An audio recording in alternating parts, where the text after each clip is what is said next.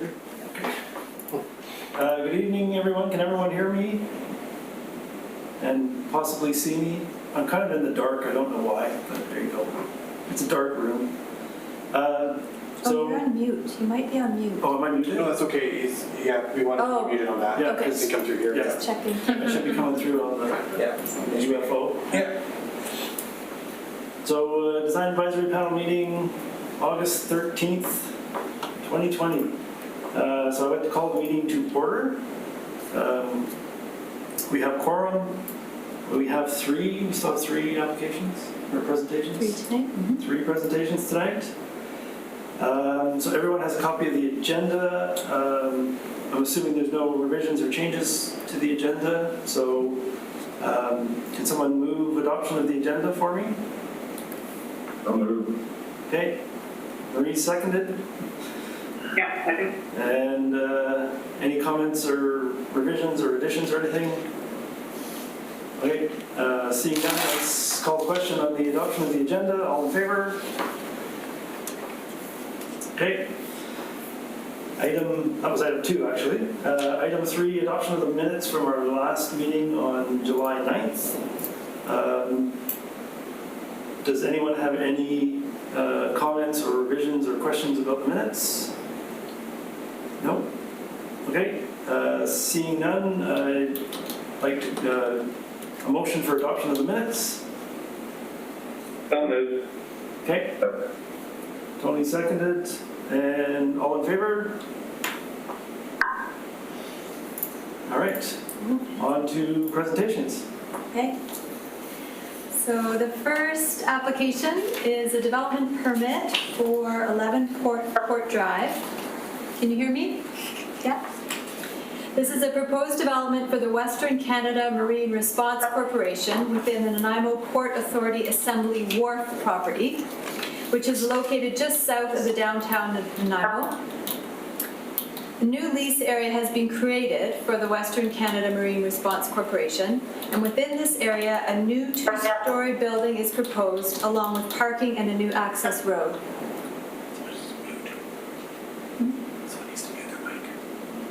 The lease area is zoned Harbor Waterfront, W2, and falls within Development Permit Area 9. Thus, the General Development Permit Area Design Guidelines are applicable. No variances have been identified for this development. And just so you know, this design review is being conducted as a courtesy for the applicant, as a development permit is not technically required for the proposed building because this is on federal land. So, that's my presentation. Okay. And Brian is the architect here to give us more I detail. have a question. I can, for staff. Sure. In the urban design guidelines, this area was sort of identified as a future study area. And I wonder if the applicant and staff looked at future impact of this area as it might relate to future design guidelines for the urban area. Yeah, I know that the development of the lease area, so that was done at a more higher level staff management position within the city. So I'm sure they had discussions about that I wasn't party to. So I've been brought in here, the lease area is created and this building's proposed. So I'm not sure what's all happened, the higher levels previous to this point. Okay, thank you. Okay. Brian, do you want to do your presentation? Sounds good. I'll share my screen here and let's see if it all works out okay.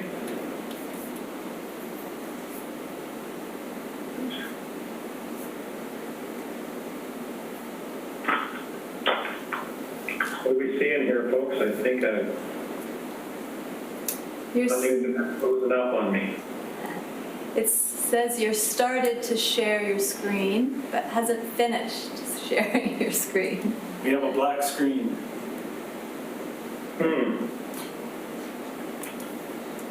Nope. No. Brian, when you click the share screen button, a window should pop up with different programs that you can double click on. And then you can double click on the program that you want to share. He's done it before. Is it? Oh. It's done here. Maybe try again, Brian. Yeah, sorry, everybody. There you go. Oh, good, okay. Are you seeing the front cover of the project, or are you seeing my other screen? No, we see the project. Yeah. Okay, good. I'll get started then. Thank you. As Lisa mentioned, this is a two-story industrial building with an office and a warehouse component. The back of the building is primarily a warehouse and industrial, and the front half is the office and administration part. The exterior materials, the back half of the building is insulated metal panels. On the front half of the building, we have a combination of cement board, metal panels, some wood paneling, and then heavy timber detailing trusses around the front entrance. On the site plan, we're fronted on Port Drive here. This is kind of our location. So we're going to connect out to the water this way, past these existing buildings. So our new building is fronted on Port Drive with a new access road to the back. As Lisa mentioned, we're on the leased area, so I can't really refer to any property lines here. So we would come into the back of the property. This is a completely fenced enclosure for the industrial portion of the work. On the front of the property is the staff and visitor parking, and this is the administration wing with the front entrance here.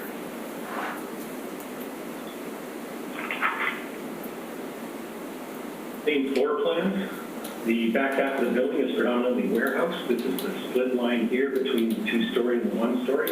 This is a double-height space. This is a two-story building. So on the main floor plan, the ground floor here is predominantly oriented towards the warehouse component. So we have change rooms, we have lunch rooms, we have a few offices down here and the entrance. Second floor, this is open to the low now. So the second floor is the true administration. So this doesn't have anything to do with the warehouse. Up here we have training rooms, offices, and boardrooms.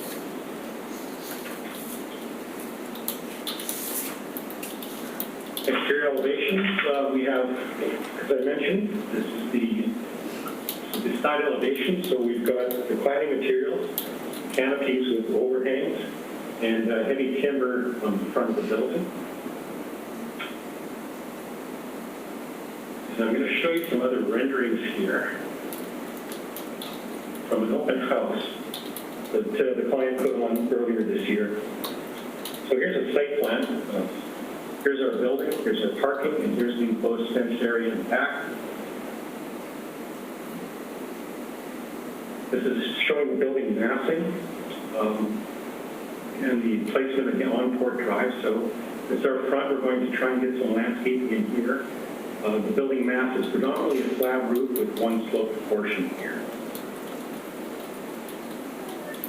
Again, this is our building over here, sloped portion, Port Drive. When we come around, we have a canopy on the back and overhead doors for the equipment in and out.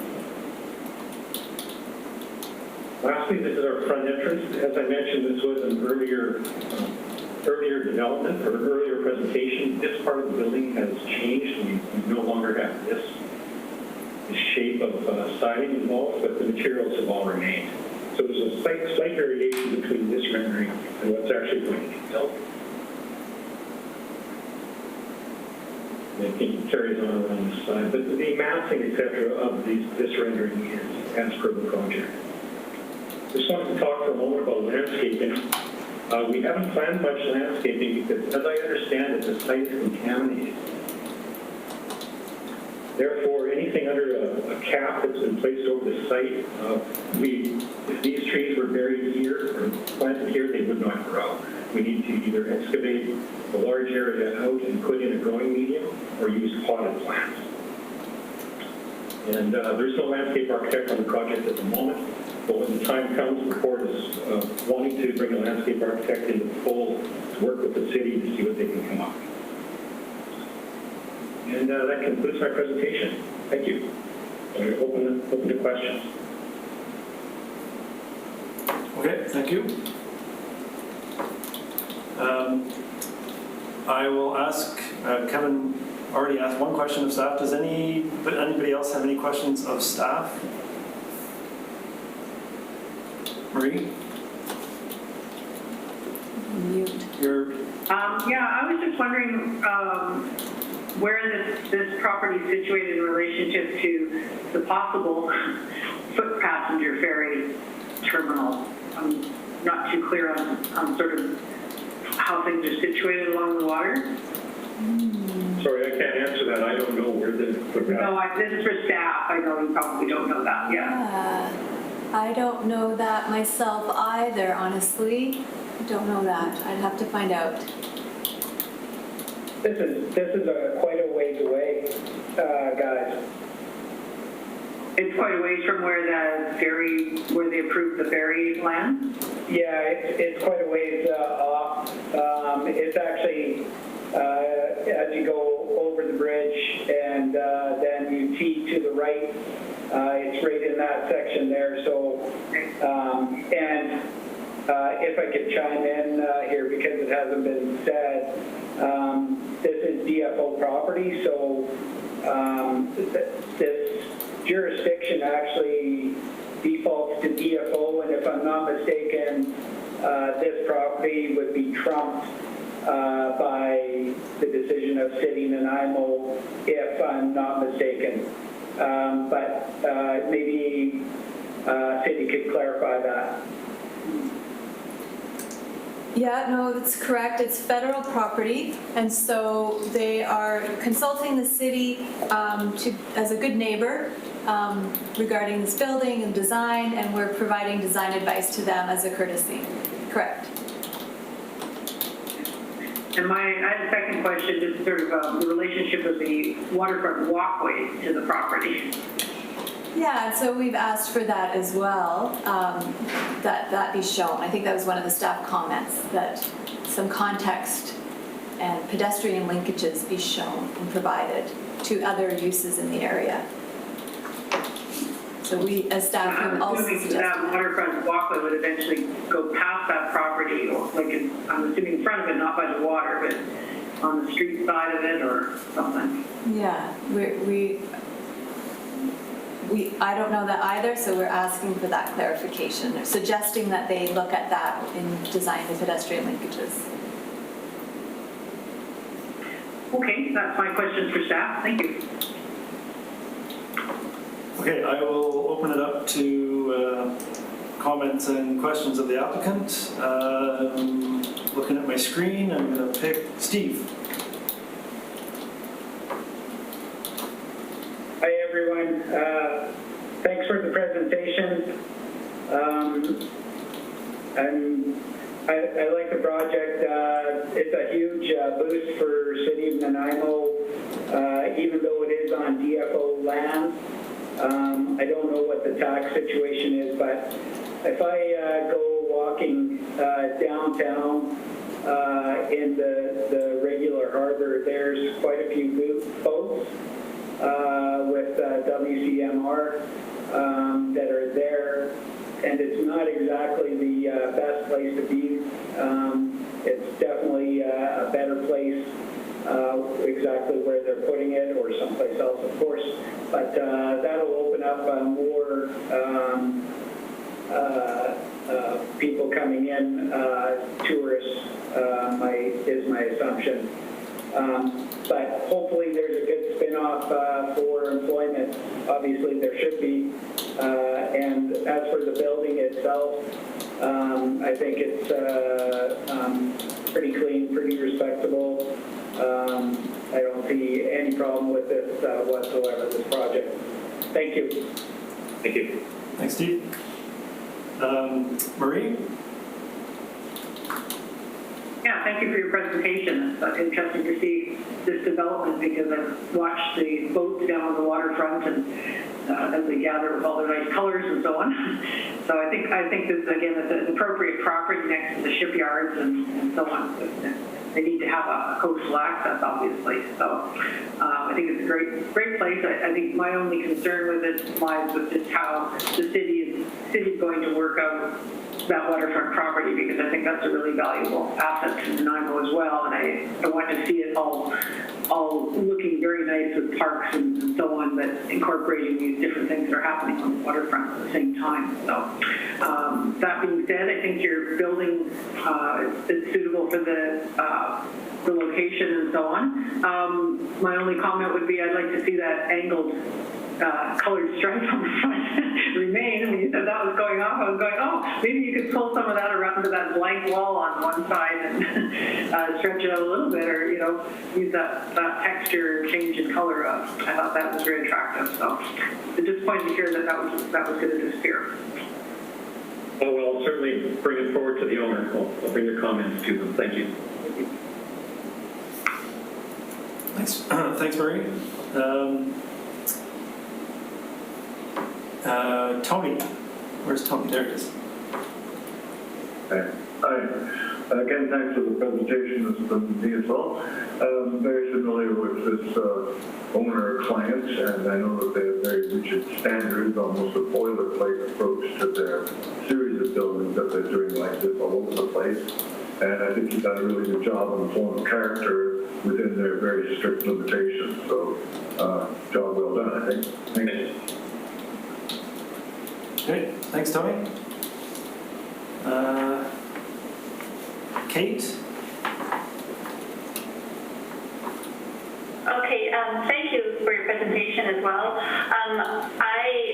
I'm happy to hear that you'll obviously be having a landscape architect on the team as it moves forward. And so my only comments are kind of like suggestions of what would be great to see. I think you have an opportunity to show what kind of landscape you can put in when you're in this kind of condition and working on a contaminated site. So maybe it could be some kind of a learning test site in a sense.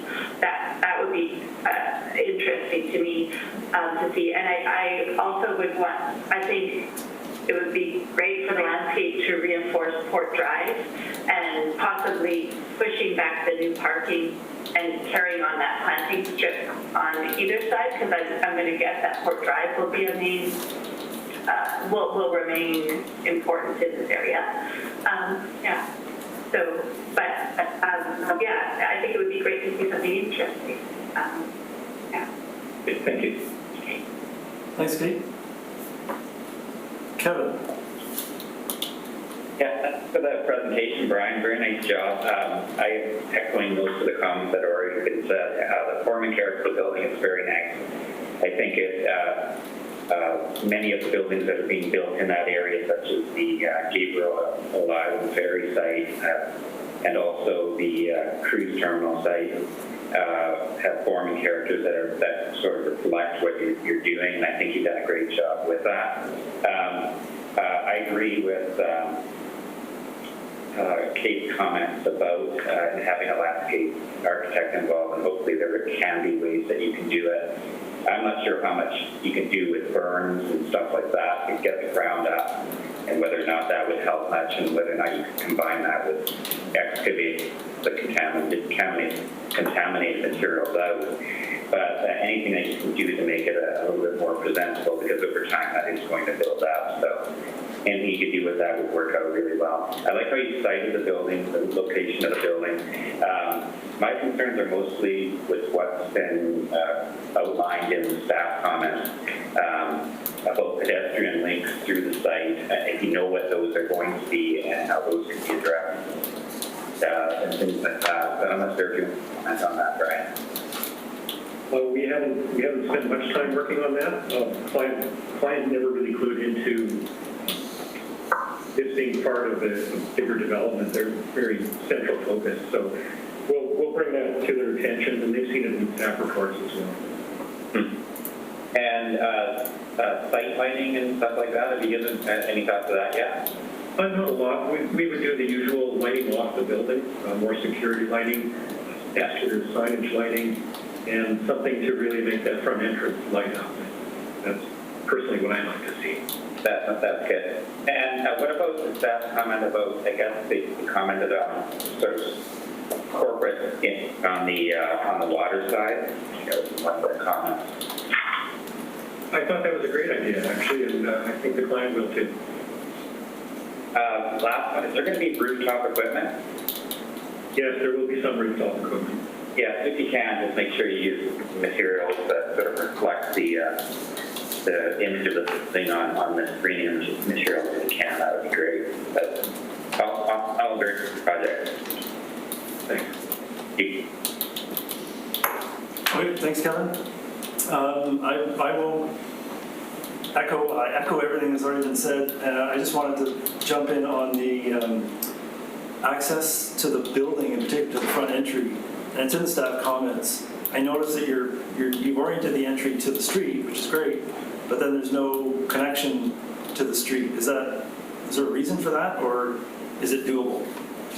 It's doable. There's no reason for no connection there. Yeah, okay. Because I was actually down there a couple of weeks ago, and I noticed when they extended Port Drive, they've actually extended the walkway. It's an asphalt walkway, but it's 2 meters wide in front of your site, essentially. So that pedestrian link is sort of running right in front of your building.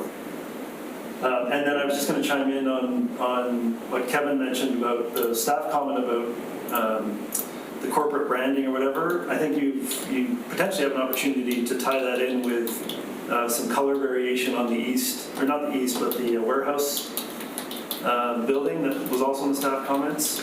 So it could be, some super graphics or something that kind of jazz that waterfront elevation up a little bit, and that would be great.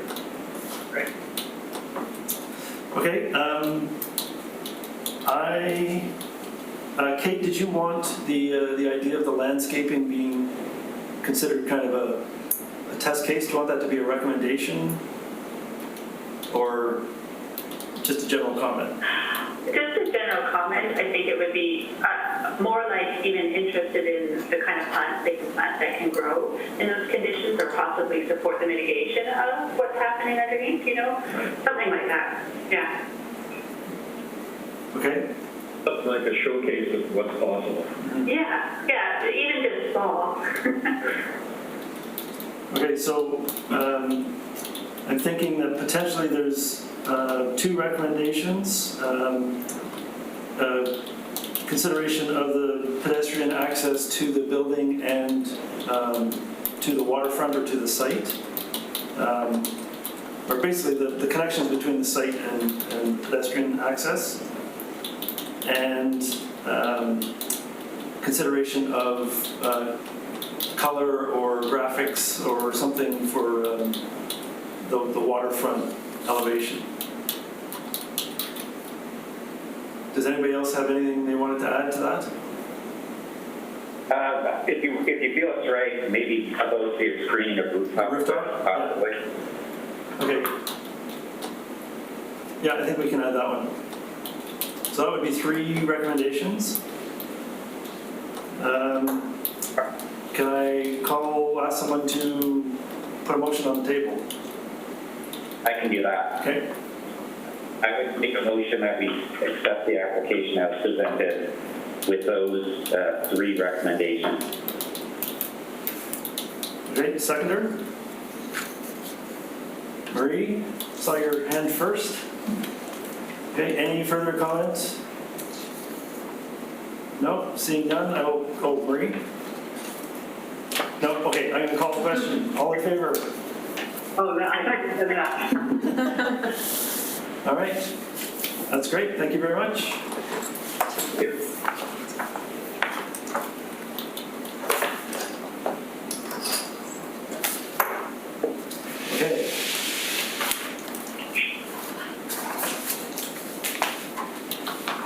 Should I be on my way then? Yes, thank you. Thank you.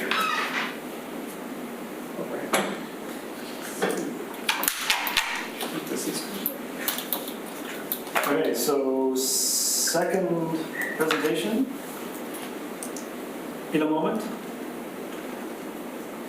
Yeah, I'll just wait for confirmation that everybody's here. Patrick?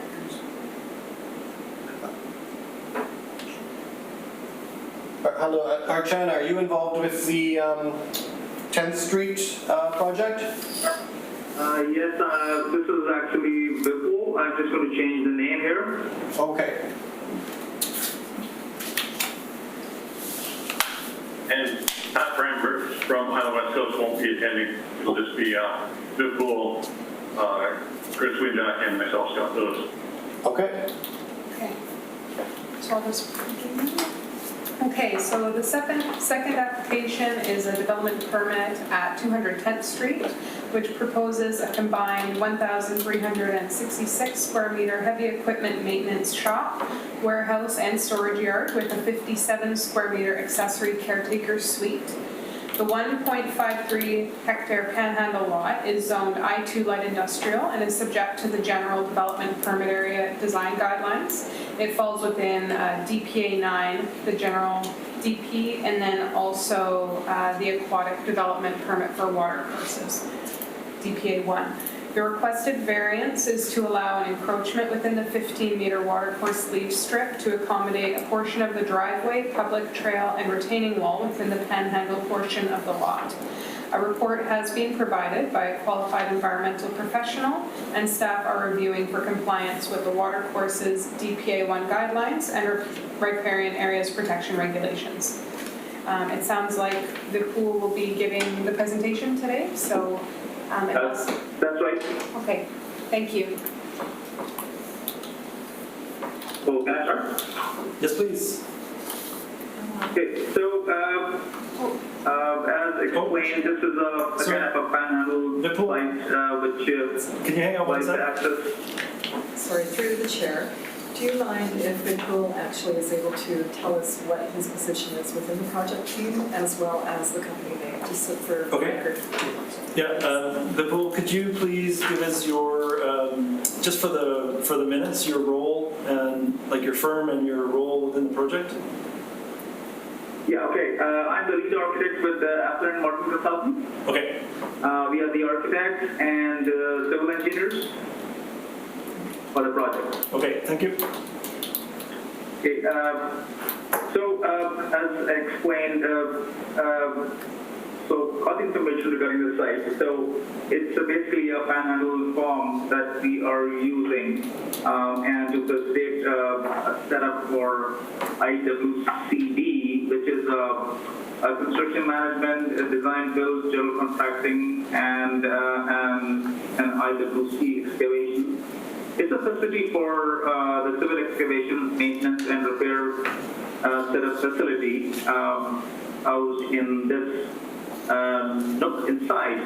So we get access from the 10th Street as a panhandle and go all the way down to the north, and the site kind of opens up into a rectangular form. We are housing this facility into one full covered 10,000 square feet of IWCD, which is a workshop. And then we also have an IWC, which is just the maintenance and repair facility associated with this. Then we also have an open yard, just with columns and open on the site, which is also acting as a preparation area, which is an 6,000 square feet towards the west. Essentially, it's a very simple, futuristic form of design that we have adopted for the facility.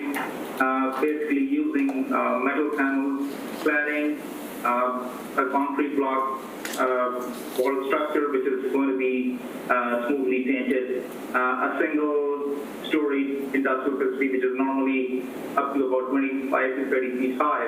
In this case, it's at 27 feet to be specific, and it's open and surrounded by all entire green existing form that we have as per the our environmental setup that we already got. So it's sitting within a nook where we have a residential on the north and also very well covered by plantation from all sides. We also have a caretaker facility, a small residential setup on the northeast corner, which is a one-bedroom and the formal sitting area just for one person who will be looking after the facility off and on, maybe a 24/7, kind of thing to make sure that things are operational as and when, because sometimes the workshop will be open late after hours.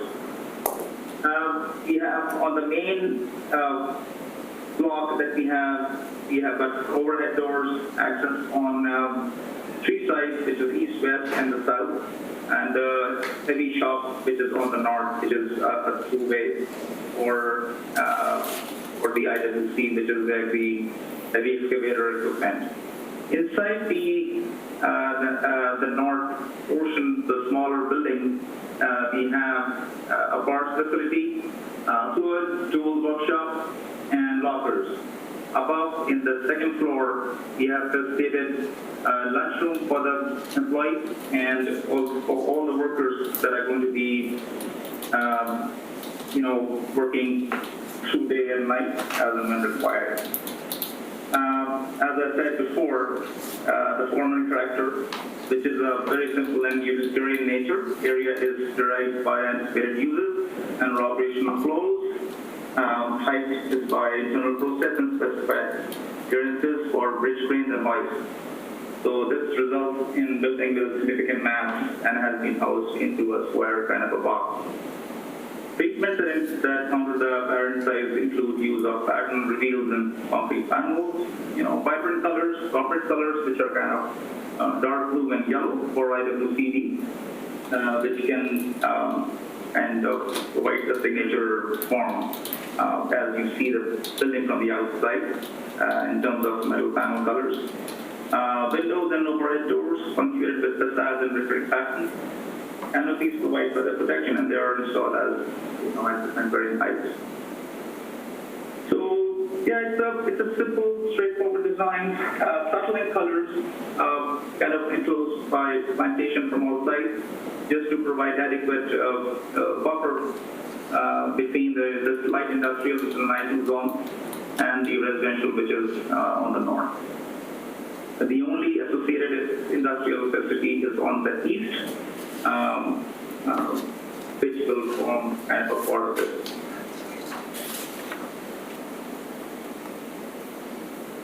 So,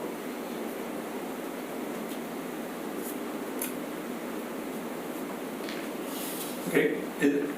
Do you have any more to present, or? oh, that's it. That's it? Yeah. Okay, thank you. Well, we have landscape as well that to present, so we have Chris Widjack, Ladder, can present the landscaping, then I'll follow up with our civil stormwater management, Okay. and an update on the aquatic RAR. Okay. Hi, yes, I am here. Chris Widjack from Ladder Landscape Architects. Hopefully you can all hear me. I'm just trying to pull up my drawing here. I'm having issues with it. But I can start speaking to the project right away. It's a fairly simple landscape design, as you'll have noticed looking at it. The key sort of features that we really needed to deal with were screening the lot along the north property line, ensuring that the residences up in the Applewood Crescent area would not have views to the building. So what we've done along there is created a bermed landscape planting bed, so approximately 5 meters deep, and bermed up with a mulch bed and trees planted on top of it that also incorporate the existing trees that are being retained along that property line. So it's creating a fairly high vegetative screen to the site, which cuts down the sight line. We're also implementing access off-site to the park and taking a pedestrian path essentially to the property line and allowing it to meet up with the existing trail that comes to the park to the west of the site. The other main landscape area is actually in the panhandle next to the driveway, and that area is being planted as a restoration area. So predominantly very small plants that will be going in there, along with a number of native tree species, and really trying to put in a large quantity and bring that sort of forested edge feeling out into the site. As far as planting on the site goes for itself, generally speaking, it's been low maintenance, drought resistant plants, native and adapted plants with an emphasis on native species primarily. And as you can see on the plan, the planting, because it is an industrial site, has essentially been kept to the outside of all of the internal workings of the site. So really we have perimeter planting along the property line. And we've worked to create, it's anywhere from 3 to 6 meters of buffer space for planting. And that is the landscape in a nutshell. So if there's any questions, I'm happy to answer them, but that's the general idea. I'll just share my screen here, and we'll just go through our stormwater management and just give you an update on that the variant. So,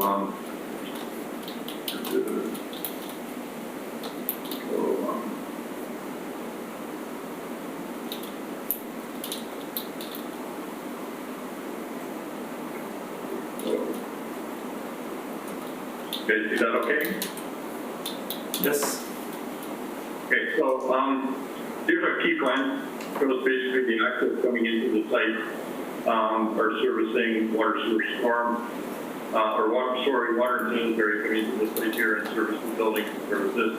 We're going to provide for a future building here. From the stormwater perspective, we're following the city and Nanaimo guidelines for the retention and detention component. As you guys are familiar with other presentations I've done before, we have all of those calculations summarized on our last sheet of paper. So we have the retention component, the detention component, so we're meeting all the requirements for the CNI specifications. From the stormwater management perspective,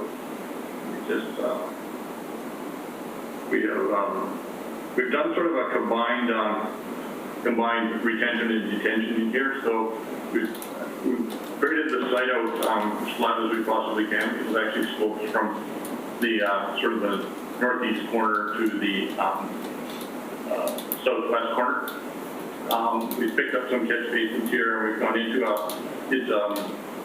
a drain rock field, perforated, and then what we do is we have a control structure that comes down to here, which will limit the amount of water that's leaving the pre-development flows. And then what we've done is, in this case, because of Western Creek here, we've worked with the sheriff farmer from Aquaparian, and we're doing it like a dispersion out of the toe of the slope to try to limit the point sources coming off of the site. So, it seems to be well received at this point. Now, some comments about the driveway at the entrance. I'll just zoom in on here. This is the 15-meter wetland setback that's from the creek. So this is where we're encroaching and trying to get the access. So what we've done is we've done the design that's actually pushed the access road as far over as possible. We've done a lock block retaining wall, and then here's our total slope that's going to be coming in. We have some drainage that comes off the road. We can put oil water separators and disperse them into a riprap heading down towards us. So this inside this 15-meter setback is what was required for us to go through the aquatic development permit, and we had to work with the province. And we have received an email, which I have here, from Sarah Palmer at Aquaparian, and it just basically says the ministry hereby provides notice that this report meets the assessments report carrier for the riparian area regulations. So this report will be forwarded to the city to support what's already been submitted, but we have support from the province on the design that's been put forward. So just to give you guys an update on that. I think that basically covers it from the stormwater management. The difficulty with this site was ultimately dealing with this, with the creek and all of that. So we did spend quite a lot of time on working with the city and working with Sarah Palmer to come up with a solution that was going to work for all parties. It looks like I think we've achieved that. And that's about it from the civil engineering or water management side of things. So wait for your questions. Okay, thank you. Sorry. Do any panel members have any questions of staff? I have one question. Kevin, yep. Yeah, what's the relevance of Wexford Creek? Oh, that is a great question. It's fish bearing. It has a 15-meter setback requirement, and Kevin Bridges, our environmental protection officer, we have yet to receive his full comments, but he'll advise of any additional sensitivities. Yeah, I guess obviously the applicant has very little options of how to deal with it. So I'm just curious as to the relevance of that. We can almost make this site unbuildable without some sort of access to it. So. Right. And staff at this point in time is not commenting on it or supporting it at this point in time. You're waiting for the report. I'm mostly waiting to hear from Kevin Bridges to see if he, he'll review the report, and if he has any concerns or questions, we can ask of the applicant before putting forward a motion of support. But generally, we feel that the qualified environmental professional has made their recommendation, and the province approving it is a good sign for us for support. Would you feel it would be appropriate that we do not comment on it in the recommendation, whether it's for supporting it or not supporting it? I think if you have comments on the character of the access or the pedestrian walkway to the park or any form and character related comments are welcome. The review of the, I think you can comment if you have any concerns for reference, but I would focus on the form and character. Thank you. Thank you. I had a question for the city staff. I'm just wondering what, in front on 10th Street, is that assigned to industrial land? Is there plans to have more buildings, and then the creek would run between these two properties, between the Panhandle property and the one in front, one that's front on 10th? Opposite this property, you mean? Yeah, the one that's right on 10th. Would that have future development for another industrial site, and then the park, which kind of bends around, would that be between those two properties? Yeah, my understanding is that the majority of the land west of the Panhandle is park, and then to the east and southeast, I believe, is industrial. It's sort of the end of this industrial strip, and so creating that nice buffer between this development and the park is essential, but it's sort of on the tail end of those industrial properties. So the property between the one in question and 10th Street would then remain as park? Yes, it's a city-owned. Oh, okay. Oh, is that what you're... Yeah, I just didn't know if that's going to be cleared at some point and another building put up in that area. And just through the chair, just to specify that property at the front there, it is a city-owned property. It is not a park property, though. That one we currently own for stormwater retention purposes, but we have no intention of developing other than perhaps in the future incorporating with park. But at this point, it's just a city-owned property. Okay, so I'm just trying to get some clarity on that. Thank you. Okay. Kate? I just wanted a little more clarity on what you just said. That's okay. So that whole property that fronts on 10th Street, which on the city map is R1, is owned by the city. Is that what you're saying?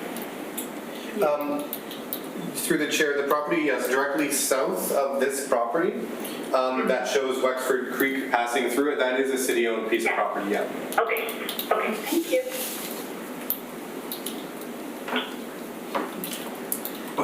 I will then open it up for comments and questions to the applicants.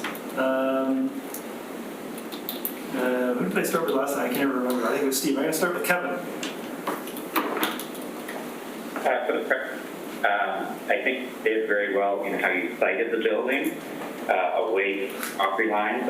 Like the forming character of the building, it sort of is what I think it captures IWCD's kind of model of the build compared to some of their other ones. Questions about, is this building going to be used really as far as a public use building where customers are coming to the building? Or are they just like a warehouse type of thing? It's essentially a maintenance facility for all the equipment, heavy equipment that is owned by IWCD and IWC. And also their trucks, because they're essentially a contractor. And we also have various other, construction materials, hauling equipment. So it's a fairly location where all these equipment and the excavators and all those, heavy equipment stuff will be maintained, not for public use. Not for public use, so you don't have to worry about wayfinding and stuff like that from a parking area around the building and stuff like that. No, and the parking is essentially straightforward. Like as you enter the panhandle, go straight down and go to the right side. And yes, I can go down this. I can see where the parking is, so. Yeah, so what I can again say is it's meant for the people who will be actually working here and schedule accordingly for the work. Yeah. Oh, perfect.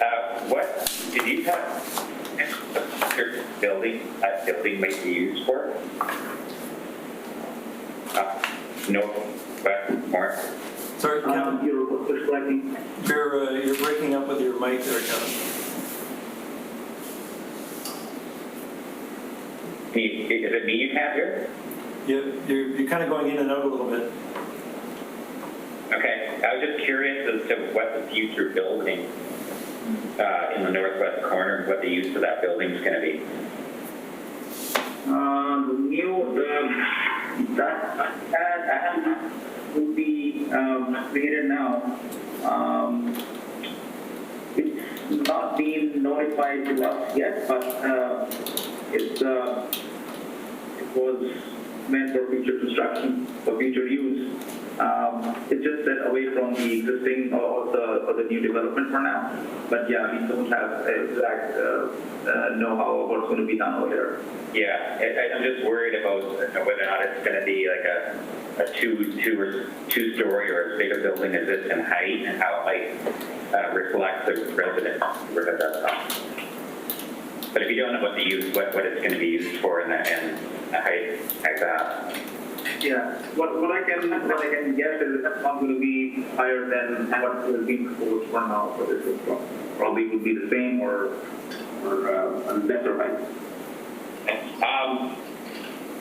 The next question, the next couple questions are just about the landscape plan.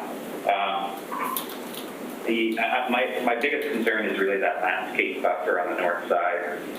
Sure, it's going to be 5 meters and you're going to put a berm in and stuff like that, but just curious as to whether the California lilac is the best choice for screening. I know it can grow very large, but whether or not you looked at other options like maybe a cypress hedge or something like that, and whether or not that might be better for you. So, landscape architect, could you comment on that? I'm not sure if Kate wants to jump in on that as well. Yeah, I can comment on that. So we did look at a number of different hedging options. With the particulars of the site, the southern exposure, the fact that it's backing onto this large gravel parking lot that's going to have a lot of radiant heat as well. The CNO, it suits the area, it suits the application, and it does get quite large. Alternatively, as you mentioned, we could have gone with something that would be much more sort of columnar tree-like, and really planted it out. But there are a number of existing trees in that area, and we have added a number of trees along the north side as well. And there's only so much soil volume available to the trees in that spot. Planting a hedge of that magnitude didn't seem like the best solution, especially because we are berming up and planting at the top of the berm. So we are looking at getting a few feet of berm height and then 8+ feet, potentially even 10+ feet of seed-resistant hedging. So the building being proposed isn't so tall that we need to, grow 35-foot trees to screen it. So this seems like a reasonable solution. Okay, and these areas are going to be irrigated, is that correct? Yes, all landscape areas will be irrigated at a minimum during establishment. Okay, thank you very much. That's all I have. Okay. Thanks, Kevin. All right, thank you.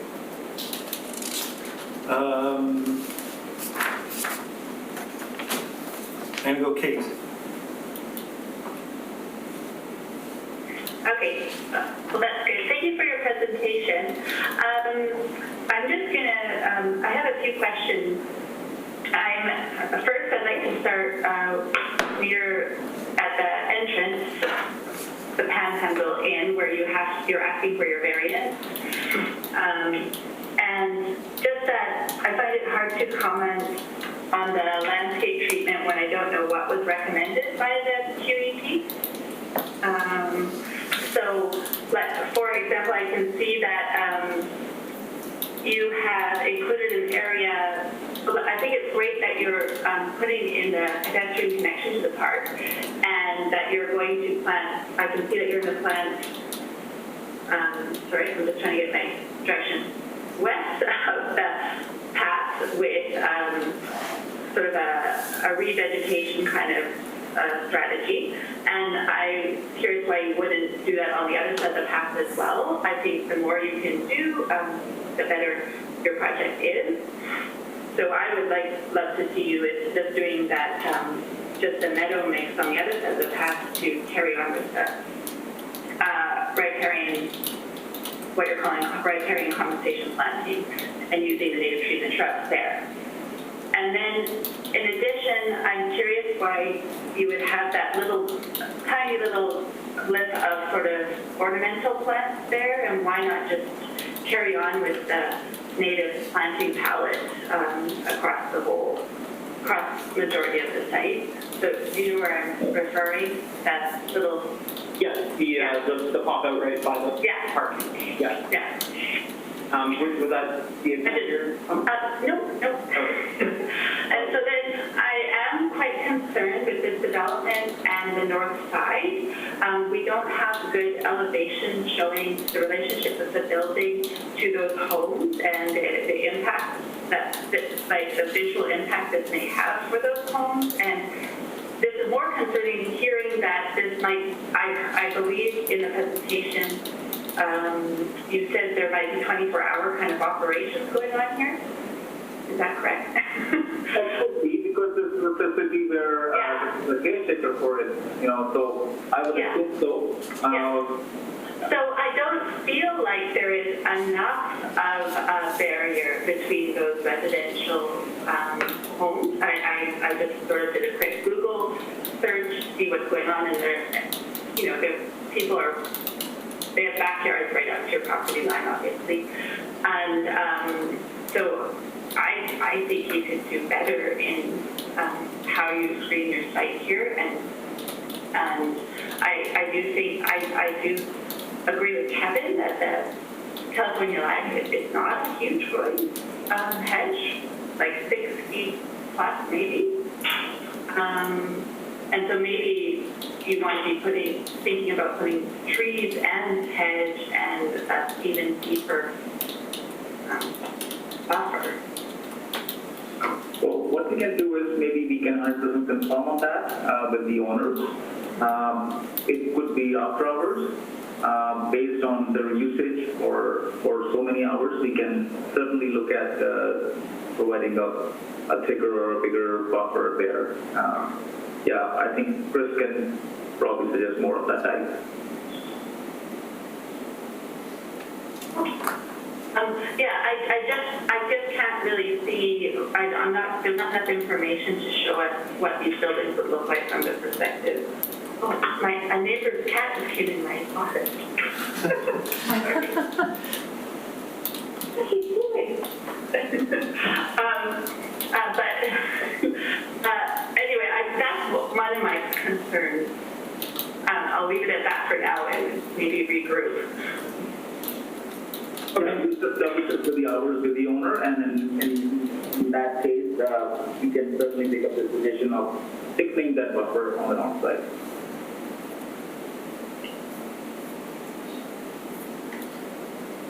All right, thank you. Sorry, I'm typing and chairing at the same time. Let's go to Steve. Where's Steve?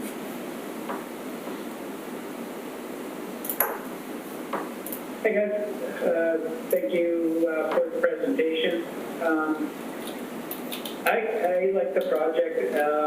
You know, as it goes for industrial areas and where it's at, and the struggle which is always there between that switch from industrial to, or light industrial to residential. It's always a challenge, and you know, I know there's other properties throughout Nanaimo that have the same struggles. As for the building and form and character, that's not my expertise, but it seems fine to me. My worry would be the 24/7 and what type of industrial work is being done, and the concern with the neighbors. But as for the variance and the access point, it's a best case scenario for that type of property being situated for industrial, my thoughts. That's it for me, guys. Okay. Thank you. Thank you. Thank you. Marie. Yeah, thanks for your presentation, and I can't really add much to that. I just want to stress my concerns around, well, with the buffering, both on the north side and on the park side. I didn't hear any talk as well of what kind of fencing you're going to have on those two sides. I'm not as worried about the side that's facing 10, but what sort of fencing you'd be putting up between the residential neighborhood and between the park areas, so that people traversing to the park aren't looking at an industrial area, and also to help protect and buffer the neighborhood behind. Yeah, so essentially it's going to be a metal chain link fence. That's what we have proposed for now. And which kind of suits, you know, into an environment where it's a reserve, like forest, it's a planted area, so helps to enhance the vegetation. We don't want to create solid wooden or metal buffers, which is essentially being done by plantation here. So trying to keep the idea of naturality, you know, stay as is and enhance it. And just for a physical barrier to be just a metal chain, which will kind of bar any movement across on the property line to the other side. Right, I understand. Yeah, I understand the need for security, but again, where there's a convergence of industrial and residential, it would be nice to have a fence that maybe takes that into consideration. If there's a way of doing a metal fence that, I don't know, they weave some things in, you can, it doesn't look quite so industrial, and they can't see through it, something. Anyway, that would be my recommendation, to consider that in addition to the buffering. That would be it. Thank you. Thank you. Thanks, Marie. Tony? Yeah, thank you. I'm not going to repeat what's been said about the buffering. I think it's absolutely critical, not just visually, but also acoustically, with all these heavy vehicles, equipment, semi-trailers, whatever's going to be there. There's going to be a lot of associated noise, and I don't know what you can do about that or what you thought about that. Do you have a comment on that aspect of the buffer, the acoustic? So since both these attached buildings are going to be covered and enclosed with overhead doors, the idea would be to have any sound issues which would kind of emanate as a result of maintenance work would be done inside in enclosed doors. And anything that's a part which can be used outdoors in an open shed can be handled at that site. So the whole idea is to have two enclosed buildings which will facilitate the entire cause of the operation here. Yeah, I mean, not to be argumentative, but I'm looking at your elevations on drawing PR3, and it shows a grader or front end loader or something like that sitting out. So I'm assuming that any noise is not just going to be generated within the building, and there's going to be noise around buildings and this equipment. So I guess all I'm saying is, that should be taken into consideration along with whatever visual buffers you're considering to the residential areas. All that aside, because that's not an area of expertise that I personally have, what I would like to say about this, I'd like to compliment the architects on their crisp, contemporary, and quite sophisticated designs. The nature of building too often gets kind of shortchanged, and I think that even the colors that you've chosen, I think it's a very sophisticated, very handsome-looking building, and I just like from a form character point of view to comment that. Thank you. Thank you. Just for that excavator drawing, so just for a matter of scale that we show those, you can understand how big the excavator would look in terms of the size of the building. Other than that, that was the only reason to show those, the truck stand. Thank you. Okay, thank you. I only have one question. It's to do with the riparian area, this little issue you have to deal with. Can you comment on, you're showing a lock block retaining wall for the roadway coming in. Is there any opportunity for that lock block to be something a little more than just the really cheap and nasty lock block?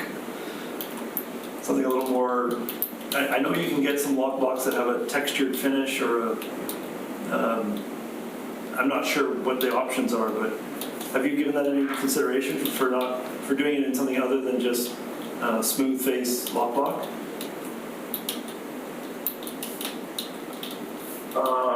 Let me share my screen here.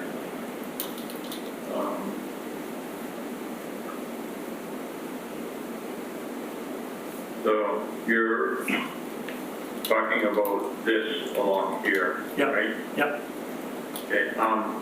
So what we've done is we've tried to come up with the most efficient design for that area, and we didn't look at any other surface on the side because this is the path that's going to come along here. Maybe I actually have a blown up version of that area.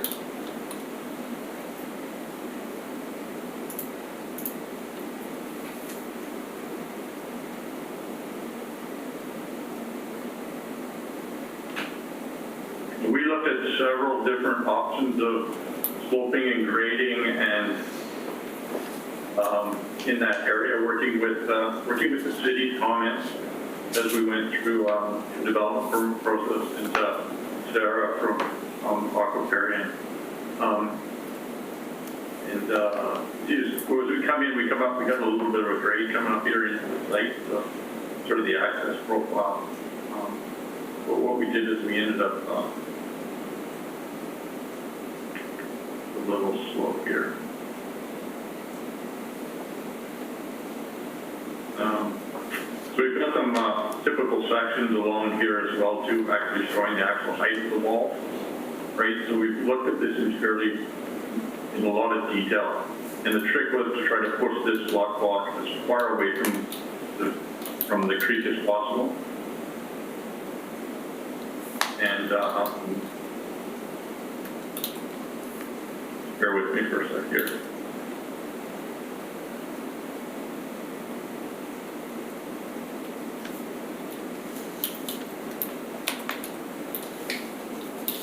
As you can see, these drawings are fairly advanced. We've got actually our water, sewer, storm, and all of that.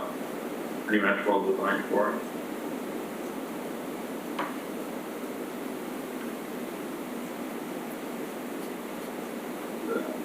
This is the next sheet.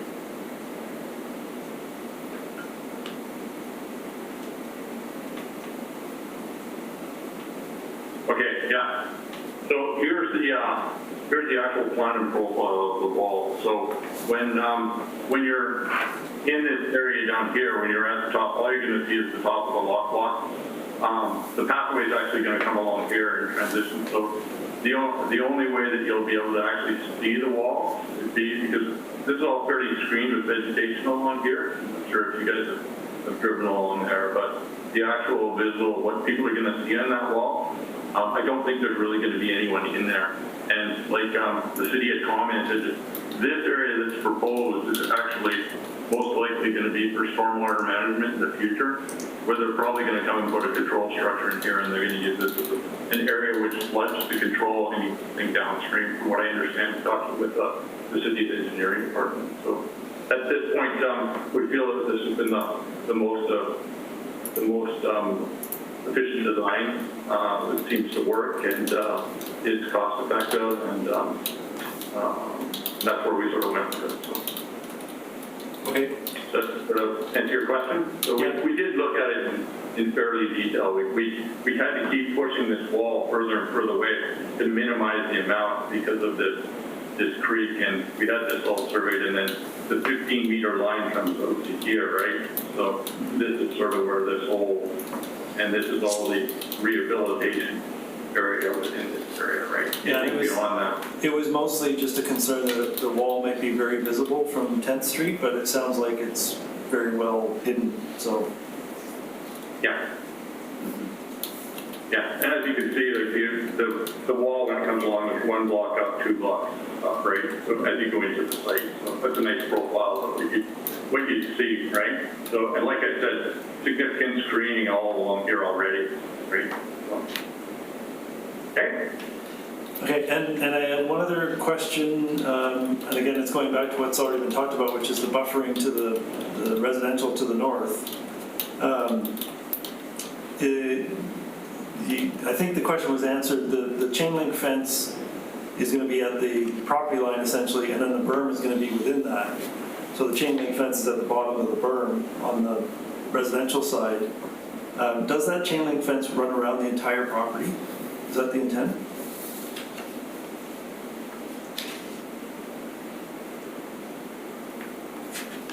That is what is currently being proposed, yeah. Okay.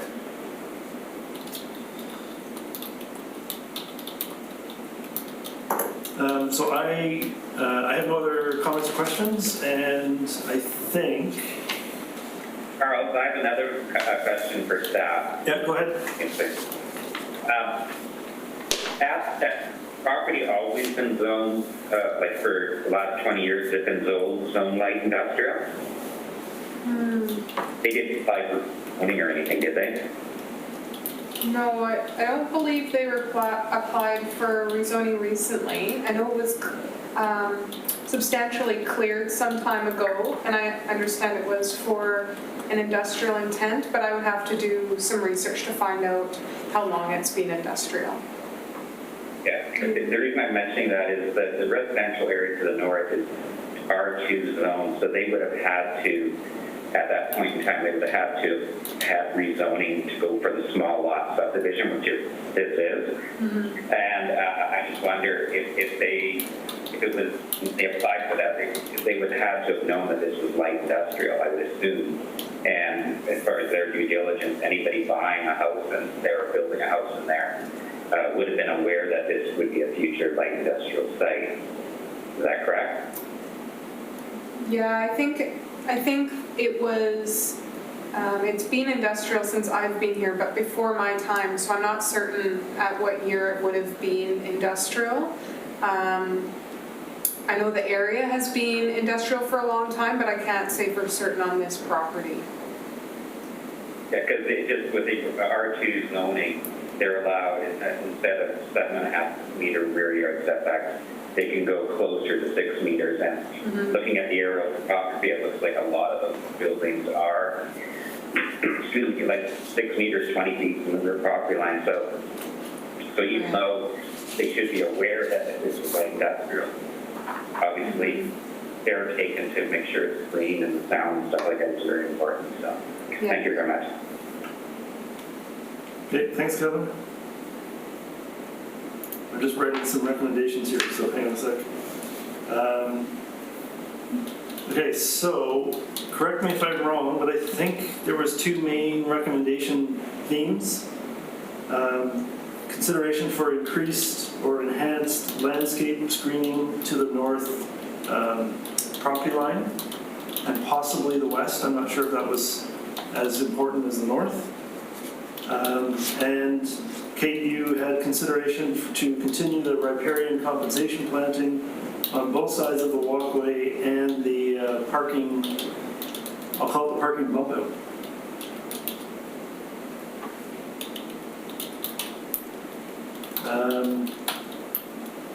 Yeah, Kevin, you talked about the landscape buffer. Tony talked about acoustic and visual buffer. So I think, unless anybody had anything else, I think those would be 2 recommendations. You see nodding heads, that's a good sign. Sounds good. Okay, can someone throw a motion out there?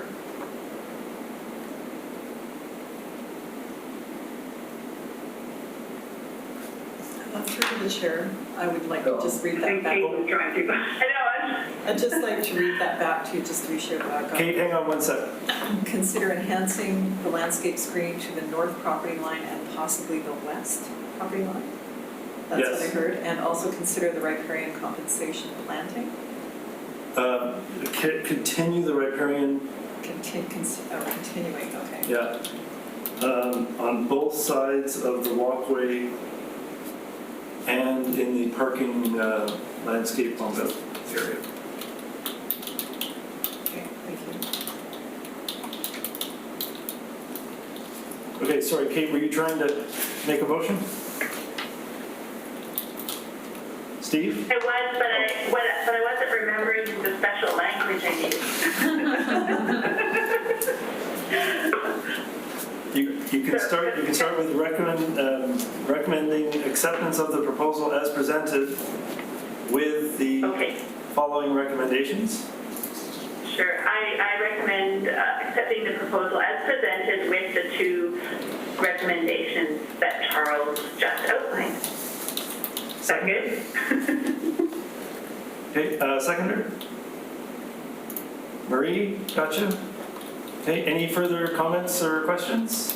Discussion? No, just I wanted to say that cat was not my cat. My neighbor's. Okay, seeing no other discussion, I will call the question. All in favor? Okay, any opposed? No? It's unanimous. Thank you very much.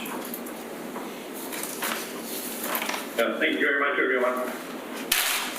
Very much.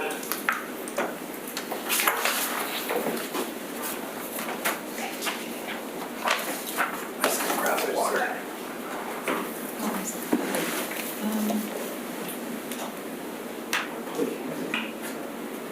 Hello, everyone. Hey, Jim.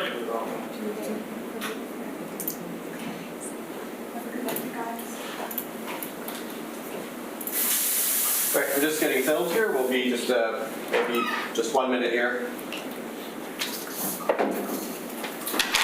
Is that for this next? That's for the next one. Yeah, Oh, sorry. okay. Yeah, so just so you know. Thank you. Perfect. It's very helpful, actually. Yeah, I've been asking you for it.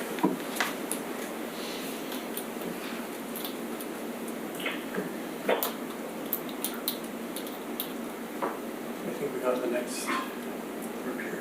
Okay. Okay, so number 3 on the agenda. What is it? 326 Wakasaya Avenue.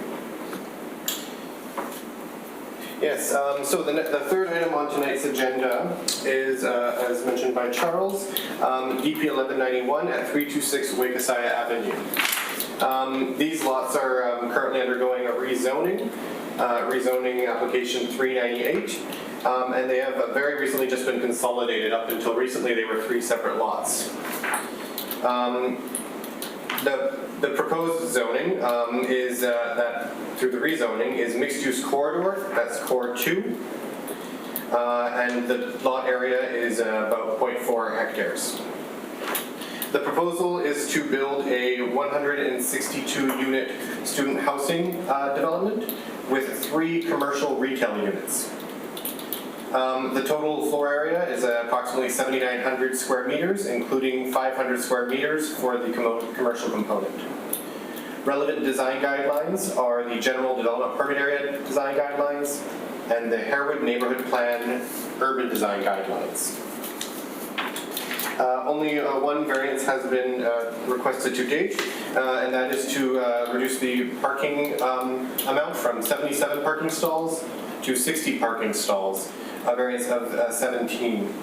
And the rationale for the parking variance being that this project is on the border of 2 different parking rates for student housing.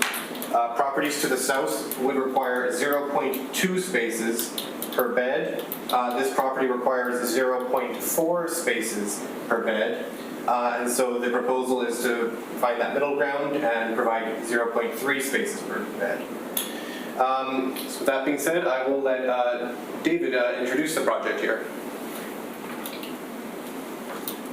Hi, everyone. Interesting to be on Zoom for one of these DAP meetings. Can I pop up? I take it that you have all of the drawings that we submitted in for you, but I guess I can, if I can just quickly go through sharing my screen. I don't think I'm able to. Oh, you should have the option. Oh, here it is. Okay.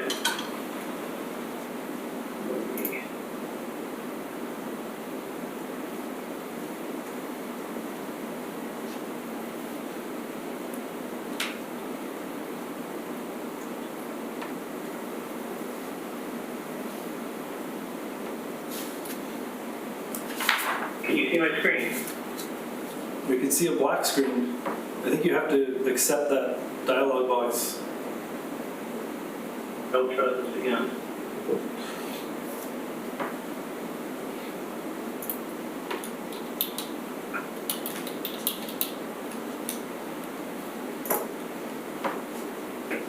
There we go. Okay. So just really quickly, I know that you have this in your report, but the idea was to provide student housing. We're right across from the schools and the rec centers on Wakasaya. It also fronts onto, so both from Hillcrest to Wakasaya, an entrance off of the parkade from both sides. So here we have just the Hillcrest Avenue and Wakasaya Avenue. It's 3, as Caleb was indicating, it's 3 consolidated single-family lots. And we have utilized both Hillcrest access into the parkade as well as off of the avenue, so it just makes it much easier for cars to get in and out. What we were, and I'm not going to go through the specifics on all of this, but I just wanted to kind of jump into the form and character, because that's, I guess, what we're here to discuss. We did go over all the comments that we received from Caleb and from your reviews on this.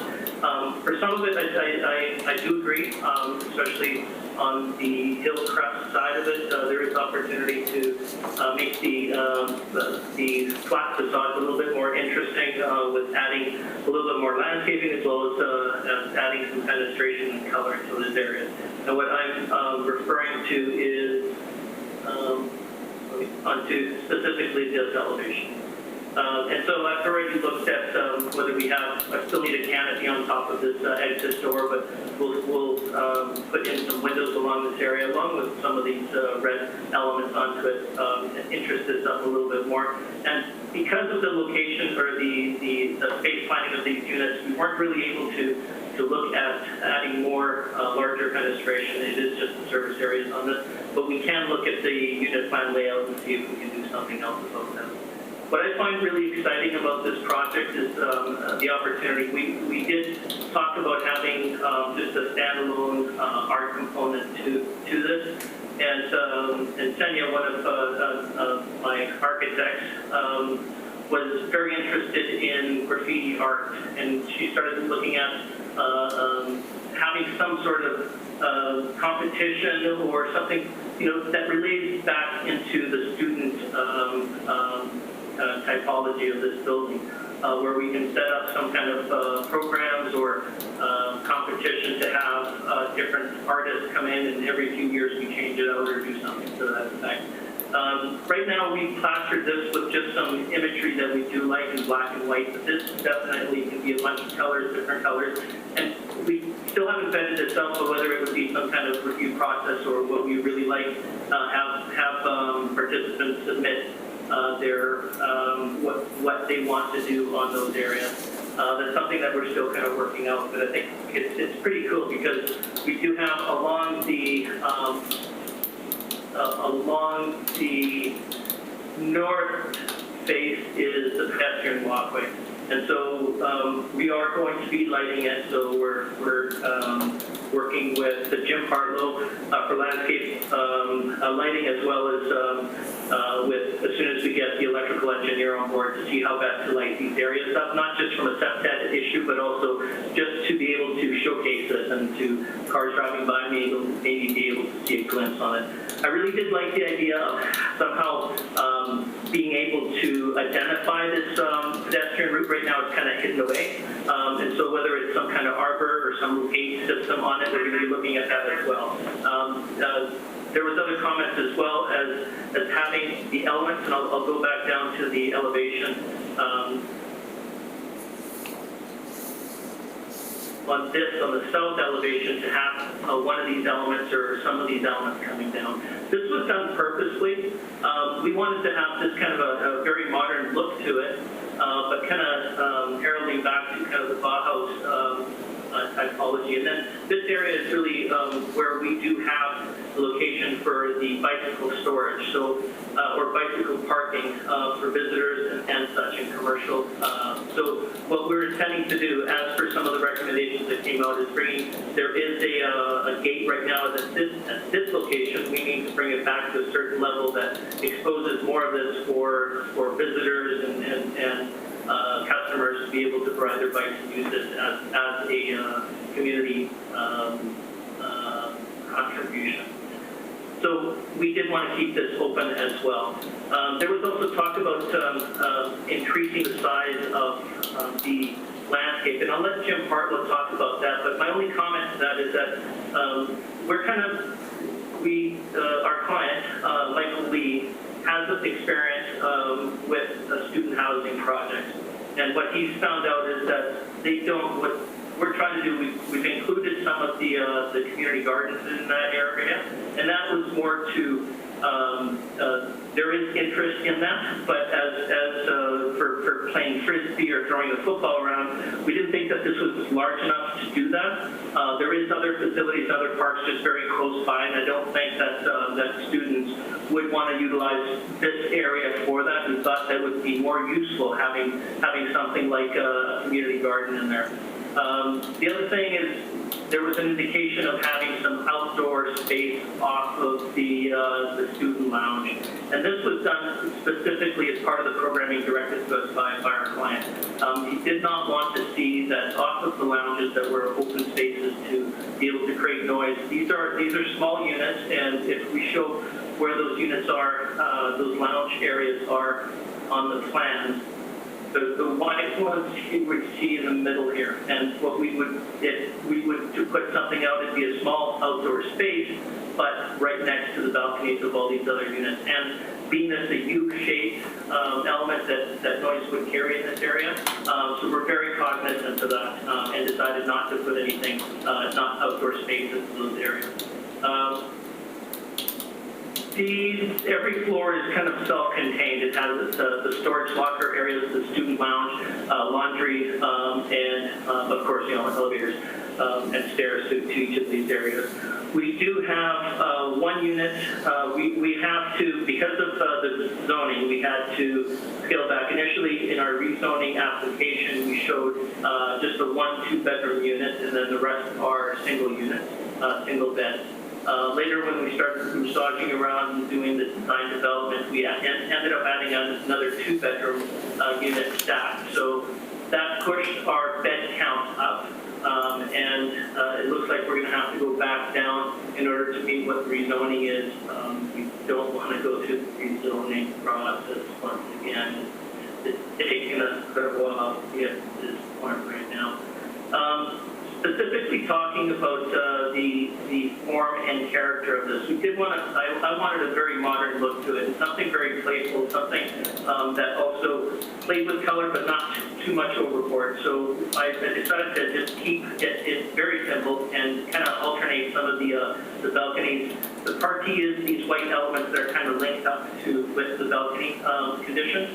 So these are the balcony conditions. The parquet is these white boxes that are, once again, the window and the fenestration is articulated. The backdrop of it, which is the black area that then kind of cascades down into the commercial spaces, is kind of more of a random window configuration that then follows this way down across to the bottom and then around the corner as well.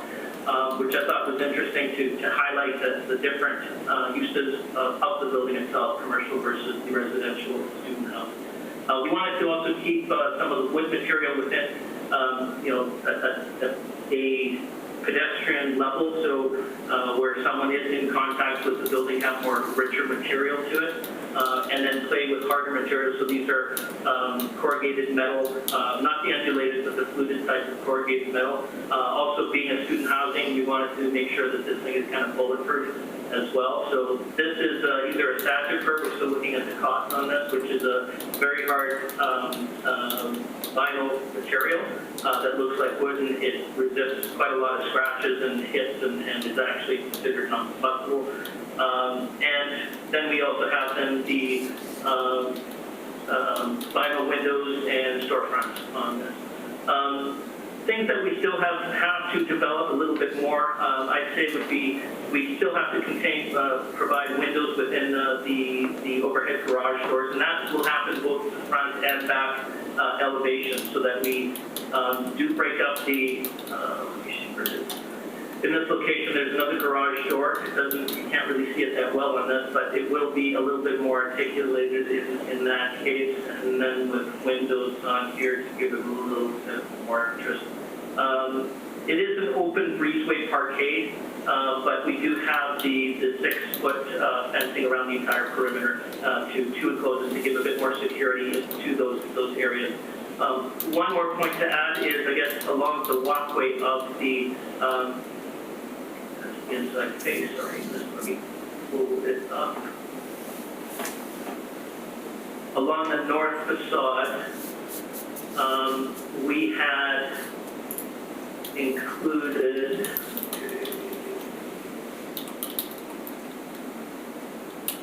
so planters in this area so that we do break up. It's not a continuous wall.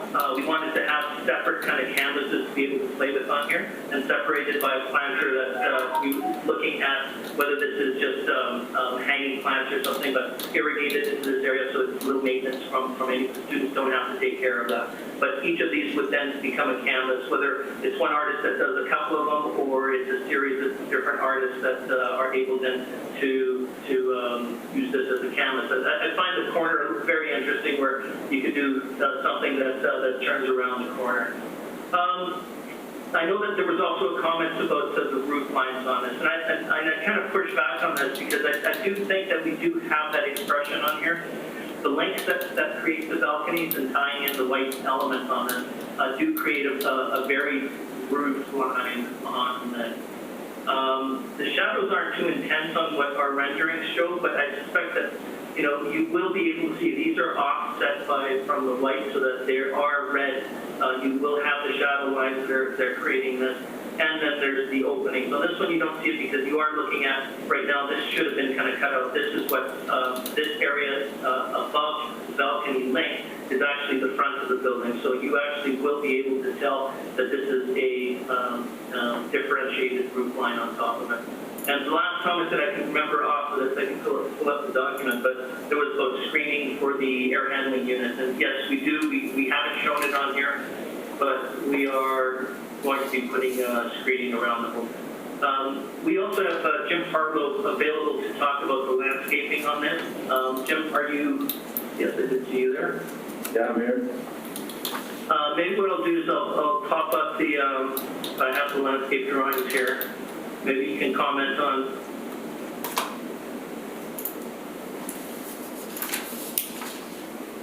These were just some examples of what we've seen in our research of doing some graffiti art and large scale art. I think the possibilities are kind of endless on this. And for yourself, over to you, Jim. Okay. You're going to put the landscape plan up? Is my microphone on? Yes, your microphone is on. I do have the landscape plan on. If you want to go into your options, and then you can ask for control. Or I can just get out of this and you can I'll leave it on the screen. I'll speak to the various elevations. So basically you have the west elevation, which is way side up, and that was pretty well determined by the city in terms of locations of walkways and boulevards and trees. But we tried to get as many street trees in there as we could, and still allowing sight lines, but we're able to get them evenly spaced. The boulevard is between the bikeway and the sidewalk, and the area in behind, and there are, as I recall, some power lines in that area. So there was some restriction, but that's basically storefront retail or office, so it's meant to be more commercial and open areas, and depending what the uses are in the building, they can spill out into that area. It's basically a hard surface, but decorative pavers in that area. On the north side, this is where most of the art is on the building.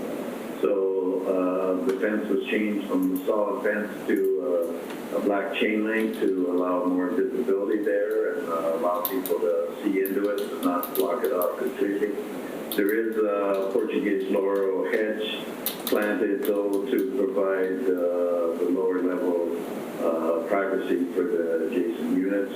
And David already spoke about the planting that's up on the, I think it's on the first level, but up on the upper level.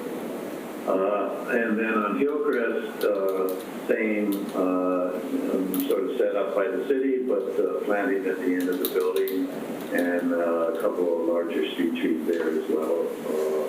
And then the interface with the development to the southeast, that's all fenced with solid board fence and lattice on the top, and then columnar trees, as well as the planter with the molly stem, where there's no overhang next to the bike rack area.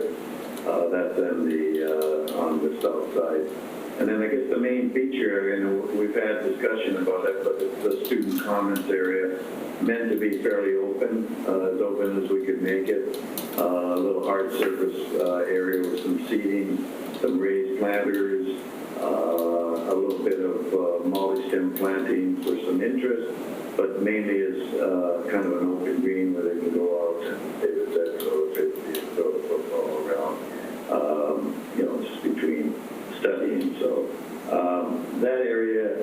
flexible, but there seemed to be an interest to put the student or the garden plots in there, and so that was a response to that.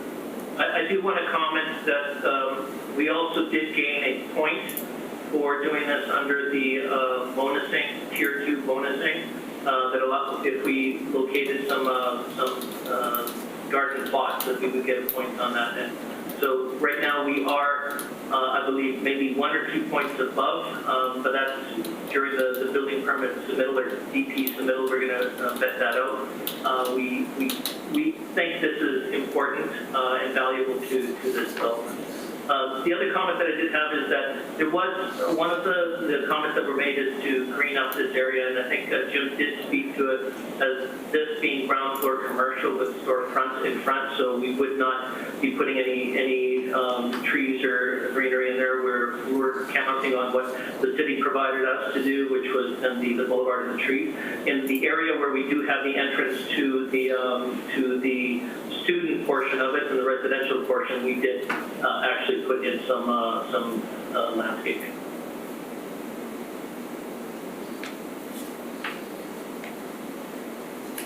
Was there anything else for you, Jim? No, I don't think so. I think that stresses.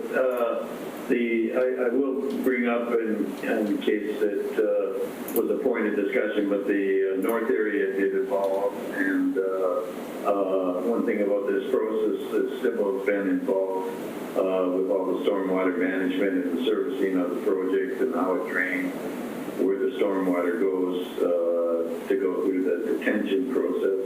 And, we did have some slumnar trees along that frontage on the north side, but by the time the rain guard requirements were met, we just felt that it was too tight to put the trees in, so we switched the approach, and that's what the planning was at the upper level.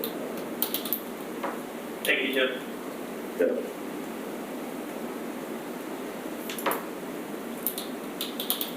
Okay, David, do you have any more to present, or are you content? No, I was just going to put it up to some of the elevation. Okay.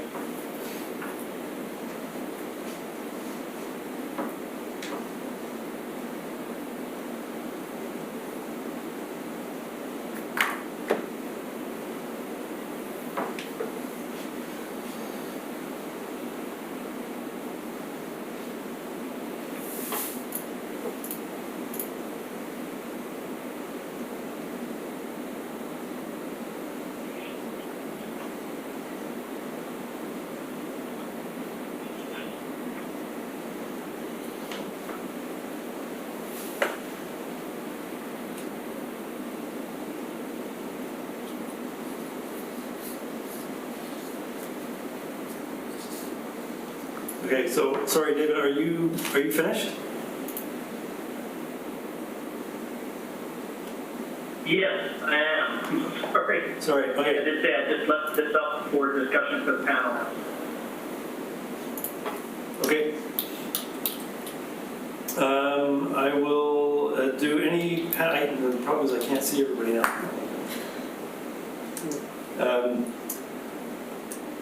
I'll do this, I got it on mine, yeah. Okay, do any panel members have questions for staff?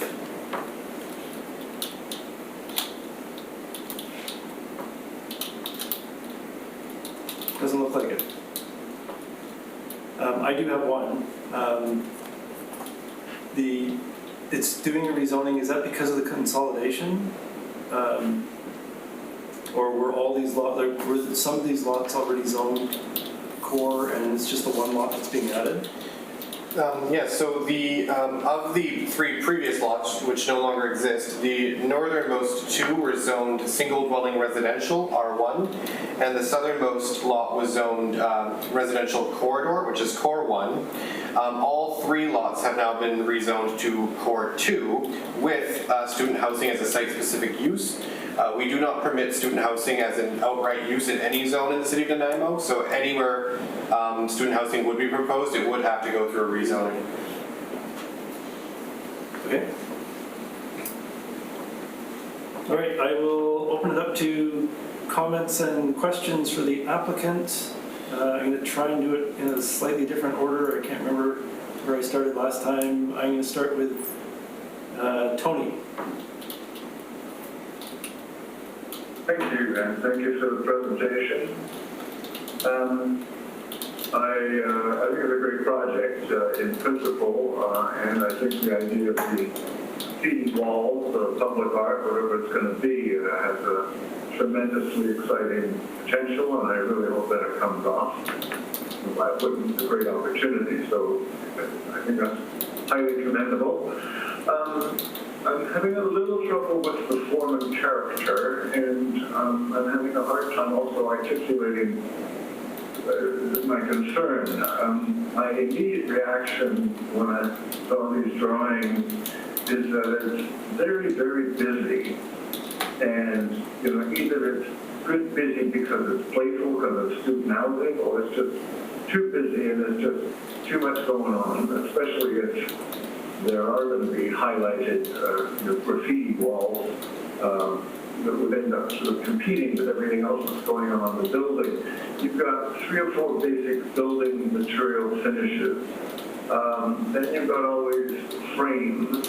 And then you've got some of these other projections and so forth. And then you've got colored soffits on the inside of the balconies. There's so much going on that I frankly don't think that's all necessary. I think just the massive articulation you've got on this building is quite sufficient. And frankly, I don't think it needs anywhere near the kind of attention to this vast array of colors, finishes, materials, and so forth. I think that it would be much more successful if it were slightly toned down, not opposed to color or the wood inserts or anything like that. But particularly in light of getting the most bang for the buck out of these graffiti walls, which I really, really like, in case you hadn't noticed, I really think the building need not be quite so vivid and competitive and frankly busy looking. So I don't know how you might want to respond to that, or whether anybody else on the panel has a similar concern, but that's fine, and I just thought I'd lay it out there. Sure. Can I respond now, or do we wait till the end here? No, you go ahead.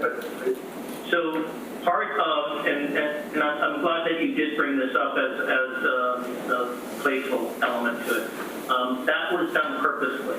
So the colors and the spray of it is to be, it creates a rhythm. If you can see where my mouse is, it's not every single one of them, but we have done this purposely to create just a sense of fun. I disagree with the fact that it's going to be competing with the graffiti wall. We will have this lit up and it will be as canvases. We can definitely look at taming down some of the elements, but I think it does root strong in these white boxes being linked in by the balconies, by these colorful elements. And then also using the same colors, the splash out color that we've had into the I guess the signage band at the commercial space.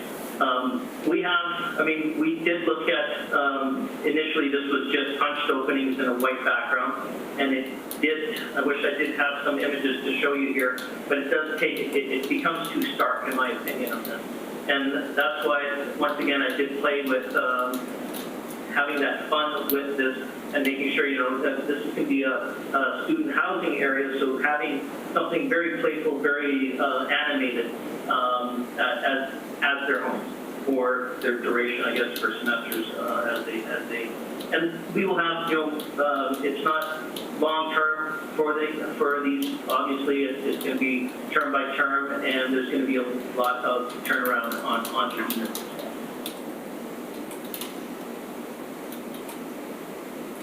Wait, Tony, did you have any other comments or questions? No, I hear the architect and I appreciate the point of view. I just think it's unnecessarily excessive, but that's my opinion. So. Thank you for that, Tony. Okay, Marie? Yeah.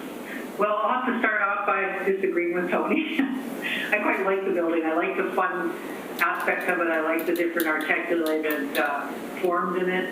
It helps to break it up, and I agree with you, David, on the roof line, because I think the way you've broken it up and you have the articulated form, it gives the impression of the roof line being more, uneven and not totally one big block. So I think it's a great building I love the building, actually. As for the graffiti, I think I can sort of see Tony's point. Like right now, all of your graffiti in your graphics, the graffiti is in black and white. So there's a kind of unified texture throughout. You showed us very briefly a few examples of the kind of graffiti that can be on something like this. So unless you have a little bit of color control on that graffiti art, it's going to look quite different, okay? So because you've shown only one graphic all through, it kind of unifies it. So it might look a little busier, certainly when you add that graffiti, it's going to be quite different. But I don't know that it's going to take away from it totally. I agree with you, these things, it ends up being kind of a fun, cool neighborhood to stay in. And I think that's part of the attraction of it. Not just for students, I think I kind of enjoy living in something like that too. So appreciate the design. I just had a couple other issues that I wanted to talk about. The social space, you gave us a good argument about the interior common room and about not having open balconies, and then also what you're planning for the outdoor social space. I'm wondering if you had considered at all the COVID factor and how open social space is going to be maybe in the future something that we really need to have. For example, my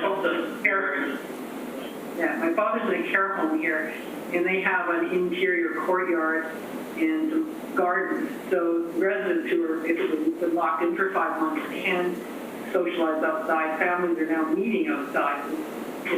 Some areas to do this. It's a very small care home, and they have nothing really inside yet for us to visit in. So what happens when these students want to gather and we have a situation like this? We need some space where they can sit far enough apart if they're going to get together for anything, or at least some airiness, like opening the doors. So if you couldn't have a balcony, maybe even a wall type of doorway, a Juliet balcony that could open up, and you could have a lot of airflow in that room, for example, in your common room. Might be an alternative. And then the outdoor space, I thought, I agree with you, they're not going to probably play Frisbee in that area. We've got school fields right across the street and close by. But what about areas for barbecue and little get-togethers where they can sit outside and have a meeting out there? I also don't see students really gardening, especially if they're there for a term. So I'm not sure that the community garden plots are going to be all that valuable to the types of residents we're trying to attract. And then finally, my last concern was with the garage lighting on the north side. I think you've got a road there, if I'm correct, reading the plan, all along the top of the north. That's your access to the driveway, or is it a walkway? So there's two. This is just a pedestrian walkway along. These are two different lots right next to us. And there's houses there. There's houses there, right? There's houses in there, and I believe, it's being, my client as well is looking at whether he purchases this area as well, which would be interesting, because we were looking at, it would be so great if we were able to open this up, not just to this, I believe it's a 6-foot walkway plus another 5-foot growing. So if this was like 20 feet or 25 feet and it was lush and walkways and on both sides had graffiti art, I think that would be it'd be kind of just a go-to place in the Nanaimo, which would be quite interesting. But there's entrances into the parkade from both Hillcrest through right here and also through Wakeside. So just a walkway along the north, but how are you shielding that from the neighborhood? Because I think you've got open garages, which might have light penetration at night. Plus, maybe the property on the other side won't really appreciate having the graffiti art becoming part of their yard with their visuals. And then also, if there's lots of traffic, people walking back and forth there, if that's going to be disturbing to them. Just wondering if you thought about that at all. Well, we did think about we didn't do counts or anything like that through water engineering to see what, right now there is, I believe, noted in one of your plans, Caleb, that this shows as a connection, a pedestrian connection. Obviously, being residential, there is nothing right now, no pedestrians going through there. But I don't suspect that this would be huge. You know, the areas themselves, I don't have a map on here, but we would have, and Jim can talk to the size of the shrubs that we are proposing in this area, and also the fencing that we do have. One of the things we did want to do is put a fence that the landscaping can kind of grow through and lose the sight of that fencing, the black chain link fence, as opposed to putting a solid wood fence in those areas. It would just kind of curtail and make it feel that much smaller in these areas. It's a valid point saying what would the neighbors be expecting for lighting and pollution in this area. What we're trying, at least what I'm envisioning, is that once we get the electrical engineer on here, that we do kind of a small wash onto each of those panels. The lighting within we do have openings shown to break out these canvases, as I call them. But we will look at whether there is opportunity to put some shading or anything. But it is a very good point that you bring up for spillage onto the neighbors. I mean, this isn't any different, I believe, than lighting coming from the windows of the units above. And so, I mean, we can, at those locations, those are only on, I guess, during certain times of the evening, and then off, hopefully, at night when they're sleeping, or it's on all night while they're studying. The other comment that you brought up on here is,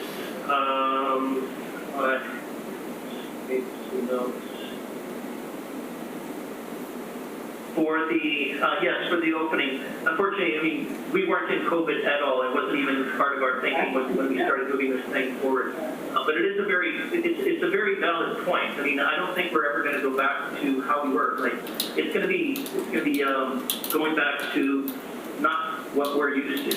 Even from my workplace, I mean, we started the remote working at the end of March, and even now, we have maybe 10 people in our office at any time when it usually was about 40-some.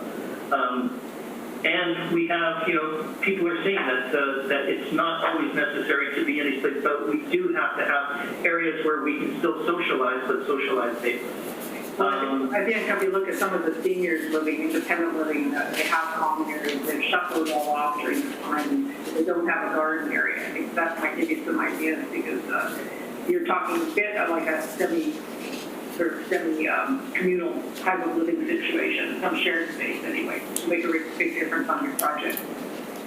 Yeah, well, there is some big differences with when we're talking about senior care. We also do senior care facilities on this, and it is definitely changing how we approach the design and thought of those. But for this one itself, it's not like we're providing cafeteria areas or where there is, and we're looking at like subways or something like that on the commercial spaces. But there will be outdoor spaces that they can use. So that's why one of the reasons on this, on one end, is now we're looking at, can they use this open space in the area, even if they're coming out of a subway out here and eating, maybe put a bench or two in these areas that people can use just to eat their sandwich, or maybe a bench out in front or something to that effect. With respect to the community garden areas, I will push back on that, because we have nieces and nephews that they're at this age, they're in university, and they don't own a car, they don't want a car, they're more into the environment, they're definitely into growing things, and they're proud when they're saying, they invite you over to have a salad, and it's from their little growing lot that is like 2 blocks away. So I think there is an opportunity to do that. Maybe not as much as we've shown there. Maybe we can come up with a happy medium where it's maybe 2 or 3 lots, growing lots, and the rest is given to more space for social distance. Well, thank you. That's all I have to comment on. Thanks. Thanks, Marie. Kevin? Yes. Thanks for the presentation, David. I like how you cited the building and made use for vehicle access off of both streets. I think that works very well. Forming character, I'm fine with forming character, but I would agree with Marie and her comment about what could possibly happen with the graffiti on the walls and how that might affect the busy nature of the building. I don't disagree with Tony. This is sort of borderline in my opinion. I like the forming character, especially as it relates to Wakasaya and how you have those 4 white blocks that work and how you worked everything in between. I think that's very successful. And I think the colors on the building are kept to a minimum, especially because you don't know really what's going to happen with the graffiti. If the graffiti was limited to black and white, obviously the building I think is fine, but if things get really colorful, then obviously you could have a problem on your hands there, but I'm fine with it in my opinion. The amenity space in the back, I agree with Marie again. I don't know if these planting beds are going to work when students are normally there from fall through the winter, and what will really grow in there during those times. I might be wrong. And like you mentioned, your nephews, were they in a warmer climate? No, well, they go through summer school as well, so. Okay, yeah. Yeah, I totally agree with you on that. They're not going to be planting lettuce in winter, so. Yeah, no, yeah, exactly. So it's the matter, it really only favors summer, so. I'd like to see amenity spaces. They're very sheltered locations so that even in the winter, if you did something else there, like I would prefer to see less grass in there because like what Marie said, across the street is a school. And I would prefer seeing more seating and amenity spaces, pergolas, gazebos, stuff like that out there where people can congregate in a safe area outside, sheltered from the weather. A lot of the wind and stuff like that. So I think it would be an opportunity for you to reconsider that space. The walkway to the north is going to be used a lot by the 3rd Street projects that are coming up and that are already under construction. There's actually a student housing project over there. And I can see them using that as a pass-through instead of going all the way down 3rd Street. So I would just be careful with how you deal with that along there because I have a feeling there's going to be a lot of detention traffic through that. Could I ask where the student housing project is? It's immediately to the east in that big clump right there on Hillcrest and 3rd. It's part of that development that has mixed use and a student building in it. I'm not sure if they started the student building, but it was proposed for there. So in this area right here? Can't really see it. Yeah, that's right. It was pretty much on the south, in the middle on the south side of the property was what they were proposing there for the student housing. So I have a feeling, and even across the street, there's another development there that's going to have condominiums. A lot of those could have students in them as well. Yeah, I could run in that one. Yeah, and I could just see people using that quite a bit as a pedestrian path through to get to the university. I liked that comment about strengthening the columns on the south side of the building. Did you talk about that at all? I did. So it was done purposely. Okay. And I understand about bringing some elements down to ground that. I figured that we had enough grounding with that base element of I'll just go to the sheet that shows it. So we did want to keep this area open, and the look kind of came from Bauhaus, and trying to we did have a fencing just for security. This is the area where we do have the public bicycle area. So we're thinking of moving that fencing back and opening this up to the Wakeside side. But we did want to keep this area and open. We didn't want to bring anything solid coming down to these areas. There is going to be fencing that is along this already. Bringing something else down, we didn't, No, I think it was just really the thickness of the columns more than anything. Whether or not you can widen them, make them a little bit more solid, because they look a little bit weak and flimsy, in my opinion. I think. So it's not enclosing it at all, it's just looking at the columns themselves and making sure that they're going to look solid enough, because basically it looks like little sticks related to the building. It's my opinion, but if anyone else jumps on that, no, we can definitely look at that. Yeah. So like cover the Yeah. French architect. David, did you comment on staff's comment about possibly adding some raised beds, flower beds in the front area to separate the commercial spaces, patio area? Yeah, so we did. You wanted to leave that out? We wanted to leave it out. We wanted this to be strictly viewed as commercial space where we can spill out into that area. And whether if it's maybe a small store that then wants to take things outside at certain times of the year, we wanted the opportunity to keep that open. Great. Okay. And so this is sort of my biggest concern is to get vehicles in either through Hillcrest or Wayside, you have to go through an overhead door, correct? Yeah. And those are going to be motion sensors, so when a vehicle comes up, you come in and go out, correct? Correct. You're not going to use a key-in system because you need to get to the TRUs, right? Well, during working hours, this will either be left open in the front for the commercial spaces, but then during nighttime, it's closed off and you'll have whether it's a clicker or something. We haven't gone to the security and locking systems yet for this building. Yeah, because it looks like for a lot of the use for these CRUs, it might be a little bit challenging because you have to have entrances on the front and back. Anybody coming with a vehicle is going to have to go into the parking lot and then come out the back, come into that inner core area by the amenity space to park, correct? Well, they have, let me just go to the parking map. So on this area, we have two garage doors. One is for the loading area. One is for vehicle access to it.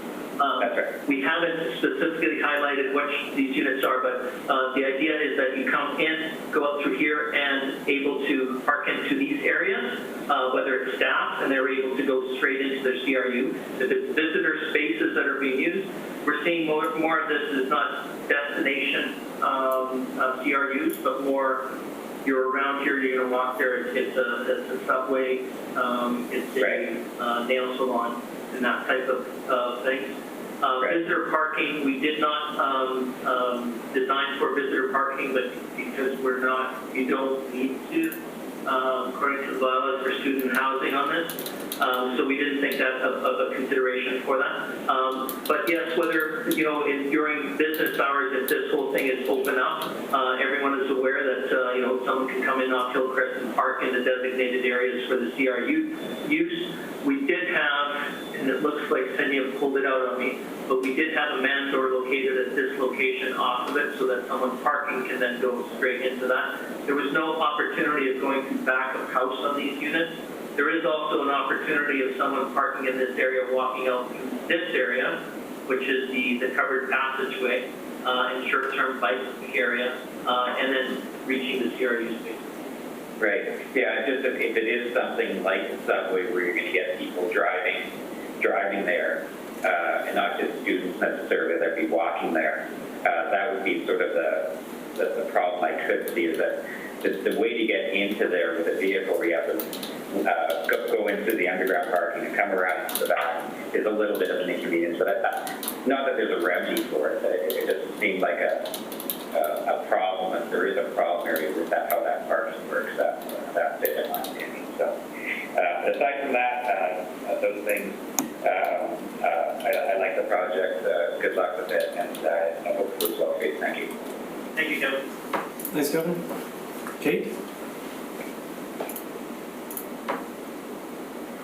Okay, thank you very much for your presentation. I agree with what has mostly been said so far. I'm just going to reiterate a few things and try to keep it short. So I love the idea of the graffiti like everyone else. I urge you to work with the city, and they have some great staff now in the cultural area of the city, and I think you could have a nice relationship and they could work very well finding really great artists to work with you. That'd be great. So I encourage that, and that would be great. Number two, I very much agree with Marie and others who have spoken. I think now you really need to create those outdoor spaces for people to occupy. You know, in our modern times under a pandemic. And so I would love to see some benches on Wakasaya, as well as looking at making that communal space for the students just much more greater than what it is. And I would love to see some big trees. We have shied away from planting big trees, and you have actually the space to do that here because it's two backyards kind of coming together. And what's more wonderful than to sit under a big tree? So I think there's opportunity to create that feeling of sort of enclosure in the back with the trees and the landscape. And let me see what else. Yeah, and I think the food garden needs to be considered given the timeline of students occupying these spaces. But you may want to consider, if you're going to put a few plots in, concentrating them as raised beds so that they have a little more structure, or you could integrate seating and planter beds or something like that. So if they weren't used, it wouldn't be as wasted. I'm not sure, but the landscape architect can sort that out.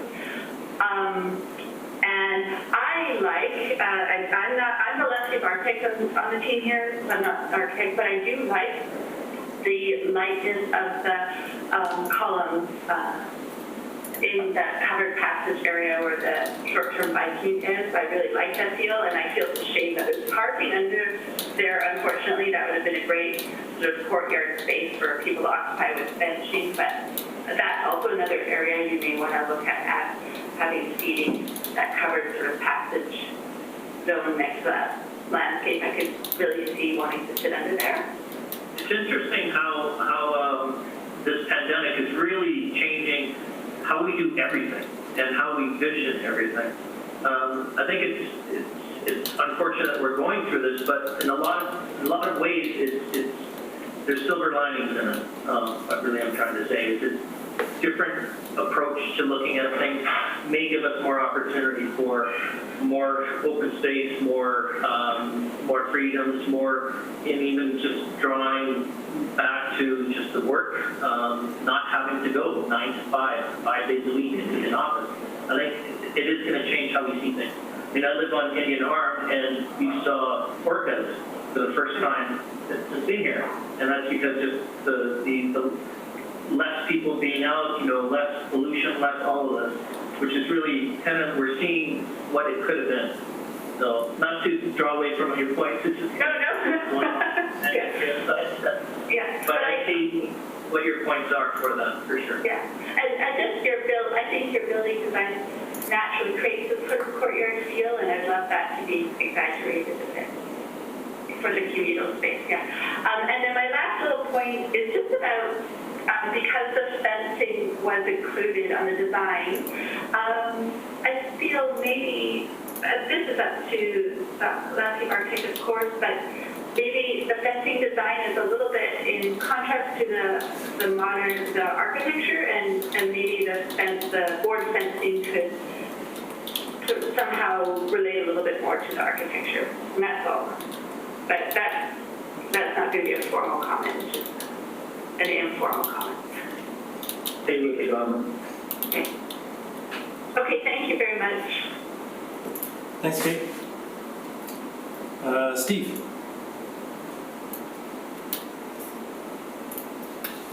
Hi, everyone.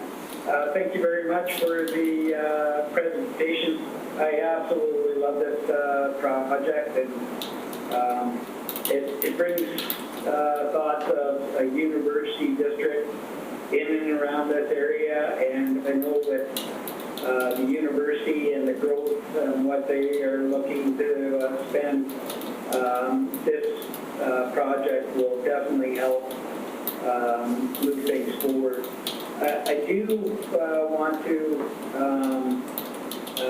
concur with Tony about the building itself. It is busy. I absolutely love the graffiti, and but maybe sometimes less is more. But that's up to you guys. As for the parking and the access off of Wakesaya and as well off of Hillcrest, alleviating that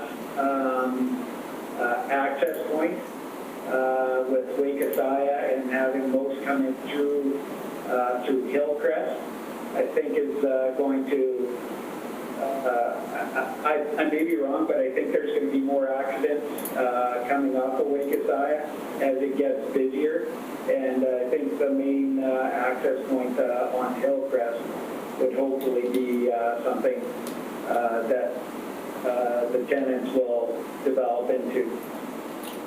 The other thing that I really like in regards to this, and just talking with the developer of Hillcrest and the CRUs that are there and their future development right behind, these three CRUs are going to help this project tremendously. And with the future growth that's coming around with DLX on 3rd, down the road with more student housing, I believe it's going to be perfect to support the 168 kids that are going to be there, hopefully. Thank you very much, Steve. I did want to just touch base. I'm sorry, were you done? Yes, I am. Yes. Okay. I just wanted to touch base on the traffic. We have been engaged with Watt Engineering, and I'm talking about specifically that what the traffic concerns are, and more specifically about parking, because we are looking for a variance to go down to 0.3. We felt that the more people get accustomed, or students get accustomed to living in those areas, they'll find it the easiest way to get in, whether that's Hillcrest or not. We wanted to have the opportunity to have two entrances opposite because of the grade change for one, but also because of just the flow we see going in and out of this parking structure. It is partly under the building and partly exposed to blue sky. But we felt, and so did the Watt Engineering, that it wasn't going to be too much of a concern with respect to long waits to get onto Wakesaya, or whether it was enough just to have one entrance off of Hillcrest.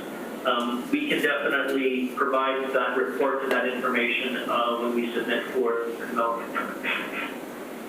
I don't believe that's necessary. I deal with Watt myself. And you're absolutely right. Everybody that's going in and out of that area, if they are driving, they're going to take the easiest way and the safest way. So we're hoping that that access is going to be on Hillcrest. I do concur, just to add one more point about the sitting benches, green area that Kate mentioned with trees, Marie, in front of the TRUs or out there. It's hard to make a decision a project that's probably been in the works for a year, and now you've got this curveball with the pandemic and everything, and it's not easy to make a decision to change on the fly when there's so much money invested already. But those are easy things that would be very helpful. I think everybody would be pretty pleased with adding more space to that, and I'm sure you guys are going to take this and probably concur with that. So, yes, a park bench in the overall scheme of putting a development like this is peanuts, right? So if we can look at landscaping and park benches to augment the use, to improve the use, we will definitely look at that. I have a question for Caleb, whether you guys would consider us being able to put some park benches within these areas off the boulevard. I mean, it would be interesting. I still believe that depending on what the use is of the CRU, that I would love to see a bit of spill out of merchants, and, whether it's a bookstore or whatever, that at times that if it's a nice sunny day out, that we can start bringing some things out here. Putting park benches and stuff, I mean, I guess we could do it a little strategically, but it does encumber that. I'm thinking, we'll be able to relook at this area in the student comments and take Marie's comments of making these little notes, making these social spacing areas where you can go and read your book or take your laptop and do some homework. Yeah, we'll look at the opportunities for that. And as for the 1 year working on this, I wish we started this on 2017. So we continue to push this forward, but yeah, we were definitely not expecting a pandemic to hit us on this project. Yeah, it's a crazy time for development. It is. It is. David, if I could speak to it, I liked all the comments I heard about the outdoor spaces, and things have changed, and I think we can rework that area, without too much pressure on the budget, and address all the issues that come with COVID. So I think it's going to be good. And I agree with the comment on the fence as well. When I see the building, the way it's evolved, the fence could do a lot more, and I think that's an easy thing to accomplish. Just don't add any color, Jim. No color. It's going to be great. One comment to you, Caleb. I mean, I still want that point for Tier 2. So if I leave 1 or 2 garden plots in there, am I still good at that point? David, sorry, I'm going to interrupt as the chair. You can have a conversation with planning staff about options moving forward. I think we don't want to do it as part of the design panel discussion. Sounds good. Okay. Sorry about that. It's okay. Steve, did you have any more comments? No, I'm happy about the project and love it. My kids are across the street at NDSS, and they're both going to BIU after that, so pretty pumped about having a project like this. Thank you, Steve. Okay, David, I have one particular question. Nobody else has raised it, so I'm gonna jump in with both feet. To be honest, I was a bit shocked when I saw your extension of the building towards the east, and the fact that you're basically zero lot line. And I know you're not technically, because you've stepped the building back, where your units are. But I noticed, so my question is, on the north side, you have a 3-meter setback to the parkade, and then you have a further setback to the face of the units and the balconies. So you've given that side more room to the property line. But on the south side, it's super tight. I don't even know what the dimension is because I couldn't find it. But to me, it looks like 2.5, maybe, if you're lucky, 3 meters. So that's, it can work, but you're putting those units extremely close to a property line, and you don't know what's going to happen on the other side of that property line. Was there ever any consideration for centering that wing of the building a little bit more so both sides had a similar kind of setback relationship?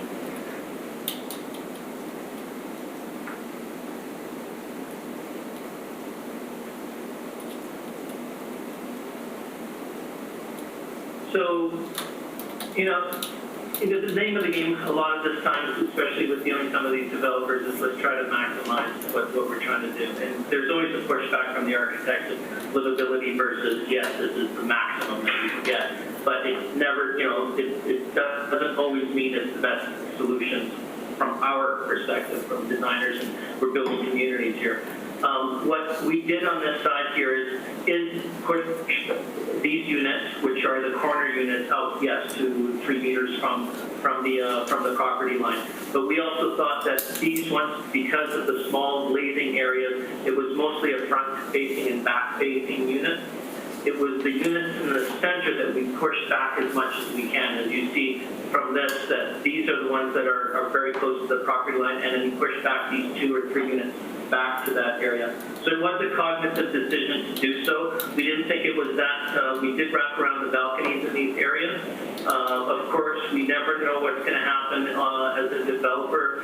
They might come in here and do the same thing and be 2 to 3 meters away from that. But we figured that these units would not be impacted so much because they do have the ability, their main views and their biggest unprotected openings are actually facing Waikisaya, and similar with these units here.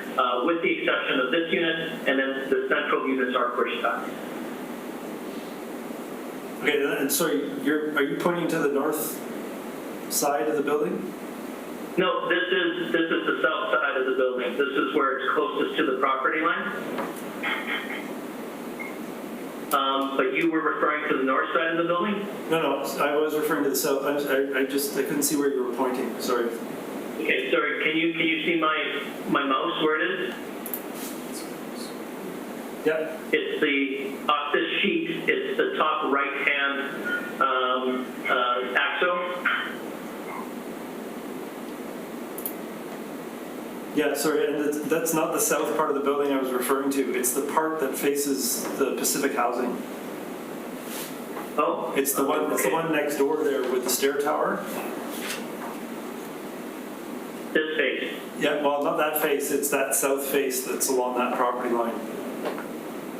Oh, this one right here. Oh, I see. I see what you're saying. So, I guess my point is, it's not something.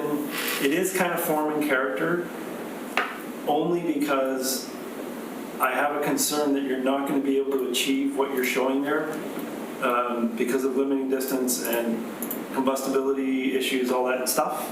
Code issues. So it's just a caution that you should probably look at that pretty closely, pretty quick. We actually have. We've done it in the last couple of weeks, done our limiting distance calculations and unprotected openings. So for this area, go ahead, Jim, you wanted to say something? I know we looked at that interface ourselves. I'm pretty sure the sub-property line is the housing, the multi-family housing next door. And that's just a green space. There's no buildings adjacent. Yeah, unless I'm reading it wrong. Anyway, I don't want to belabor. There's no lot for reason. I don't want to belabor the point, but you are extremely close to the property line there, so just proceed with caution. I appreciate your comment. And then I'm just going to pipe in. I do agree with Tony, and I'll ask Tony if he wants to. He and others on the panel want to include this as a recommendation, but I think. I don't know what the right term is, editing something, less is more. I think Steve said less is more. I don't think we're encouraging you to change it radically. I think it's just a case of, as Tony said, sort of toning it down one notch. And I think it would help strengthen the parts that you have that are really strong and are working, like the massing and the graffiti and all that stuff. It would help that. So I will ask Tony the question. Tony, did you want to make that a recommendation? Knowing that there's at least 3 of us? Am I unmuted here? Yeah. I believe it should be a recommendation. Yeah, I think your phrase or mine, I can't remember, but slightly tone it down a notch. There's, with the massing going, never mind the graffiti, but just with the massing going on, there's a lot of articulation, a lot of massing interest, very, very successfully done. The solids and voids and little height changes and that kind of thing. I think that's great.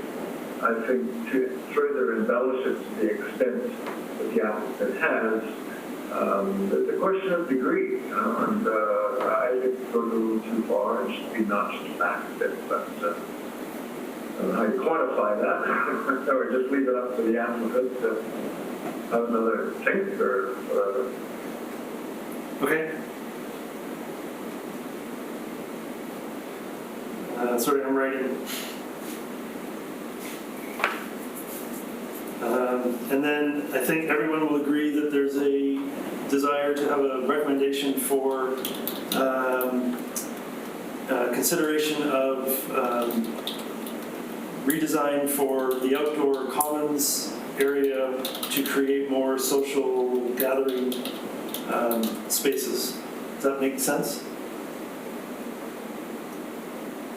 Great. Yeah. Sounds good, Charles. Charles, if I could interrupt. Yeah.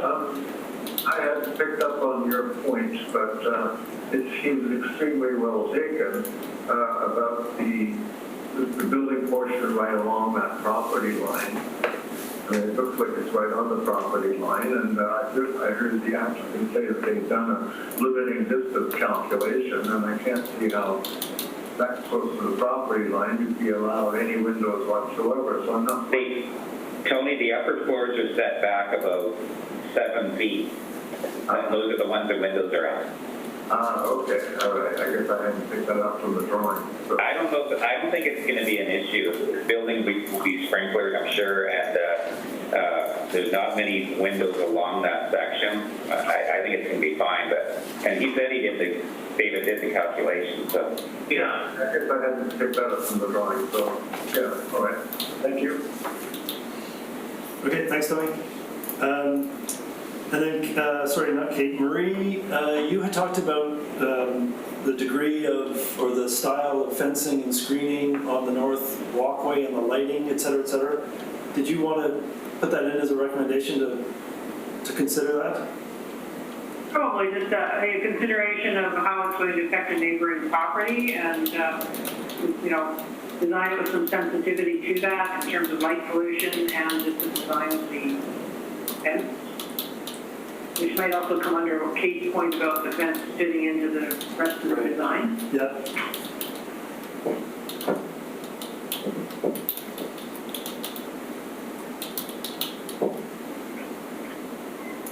Okay, I think that's all I wrote down. We had a couple of different opinions about column sizes. Kevin, do you? Well, I would like to have a discussion about it. I think the columns, what are they, 5, 1, 2, 3, 4, 5 columns, I guess, or I'm not sure how many there are. I think that they look a little on the weak side, that they could be beefed up a bit, but I want to hear what everybody else says too. I like I think they fit in, and I think Kate's suggestion too, if they were able to put a little bit of amenity space or seating space, you'd have actually covered area under there. And I see what he's trying to do.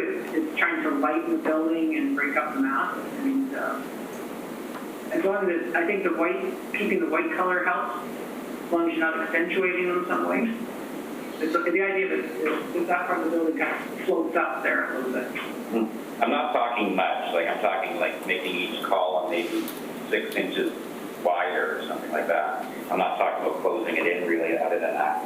But that's just my opinion, and if nobody else agrees, I'll withdraw it, sure. I don't mind the look of them myself, although I'll be surprised if the structural engineer will have something to say.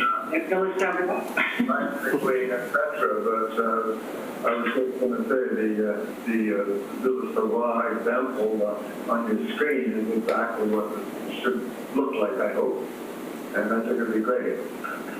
Perhaps one of the differences is he's got the columns supporting 2 stories, not just one. On those of why you're looking at a 1-story, you wouldn't normally see the back, the stairwell, spiral stairwell, in case the center of your standing closer. Yeah, so I'm fine that we don't have to put that in. Okay. So I think, I'm just going through my notes here. Fencing, screening, outdoor gathering spaces. So I think what we've got is 2 recommendations. One is to consider, I gotta choose my words carefully. Consider the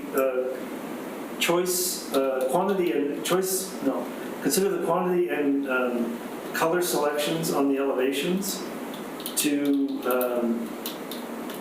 potentially reduce the number. I know I'm not saying this very well. Kevin, you're always so good at this. I think Tony should draft something up for this, doing this.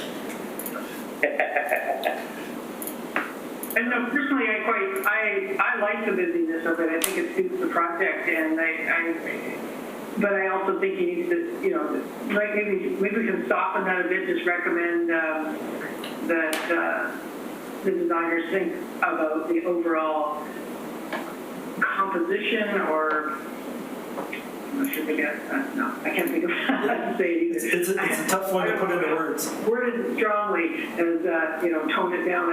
I'm a little concerned about saying that too. Yeah. I think let's try consider the balance of color and materials on the elevations. The overall balance of colors and materials on the elevations. Yeah. I might agree with that. Okay. We're more about being prescriptive, but Yeah.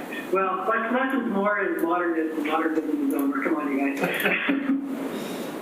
And sorry, I said 2 recommendations, but there's actually 3, because there's the consideration for the redesign, or not redesign, consideration for adding gathering spaces to the commons area,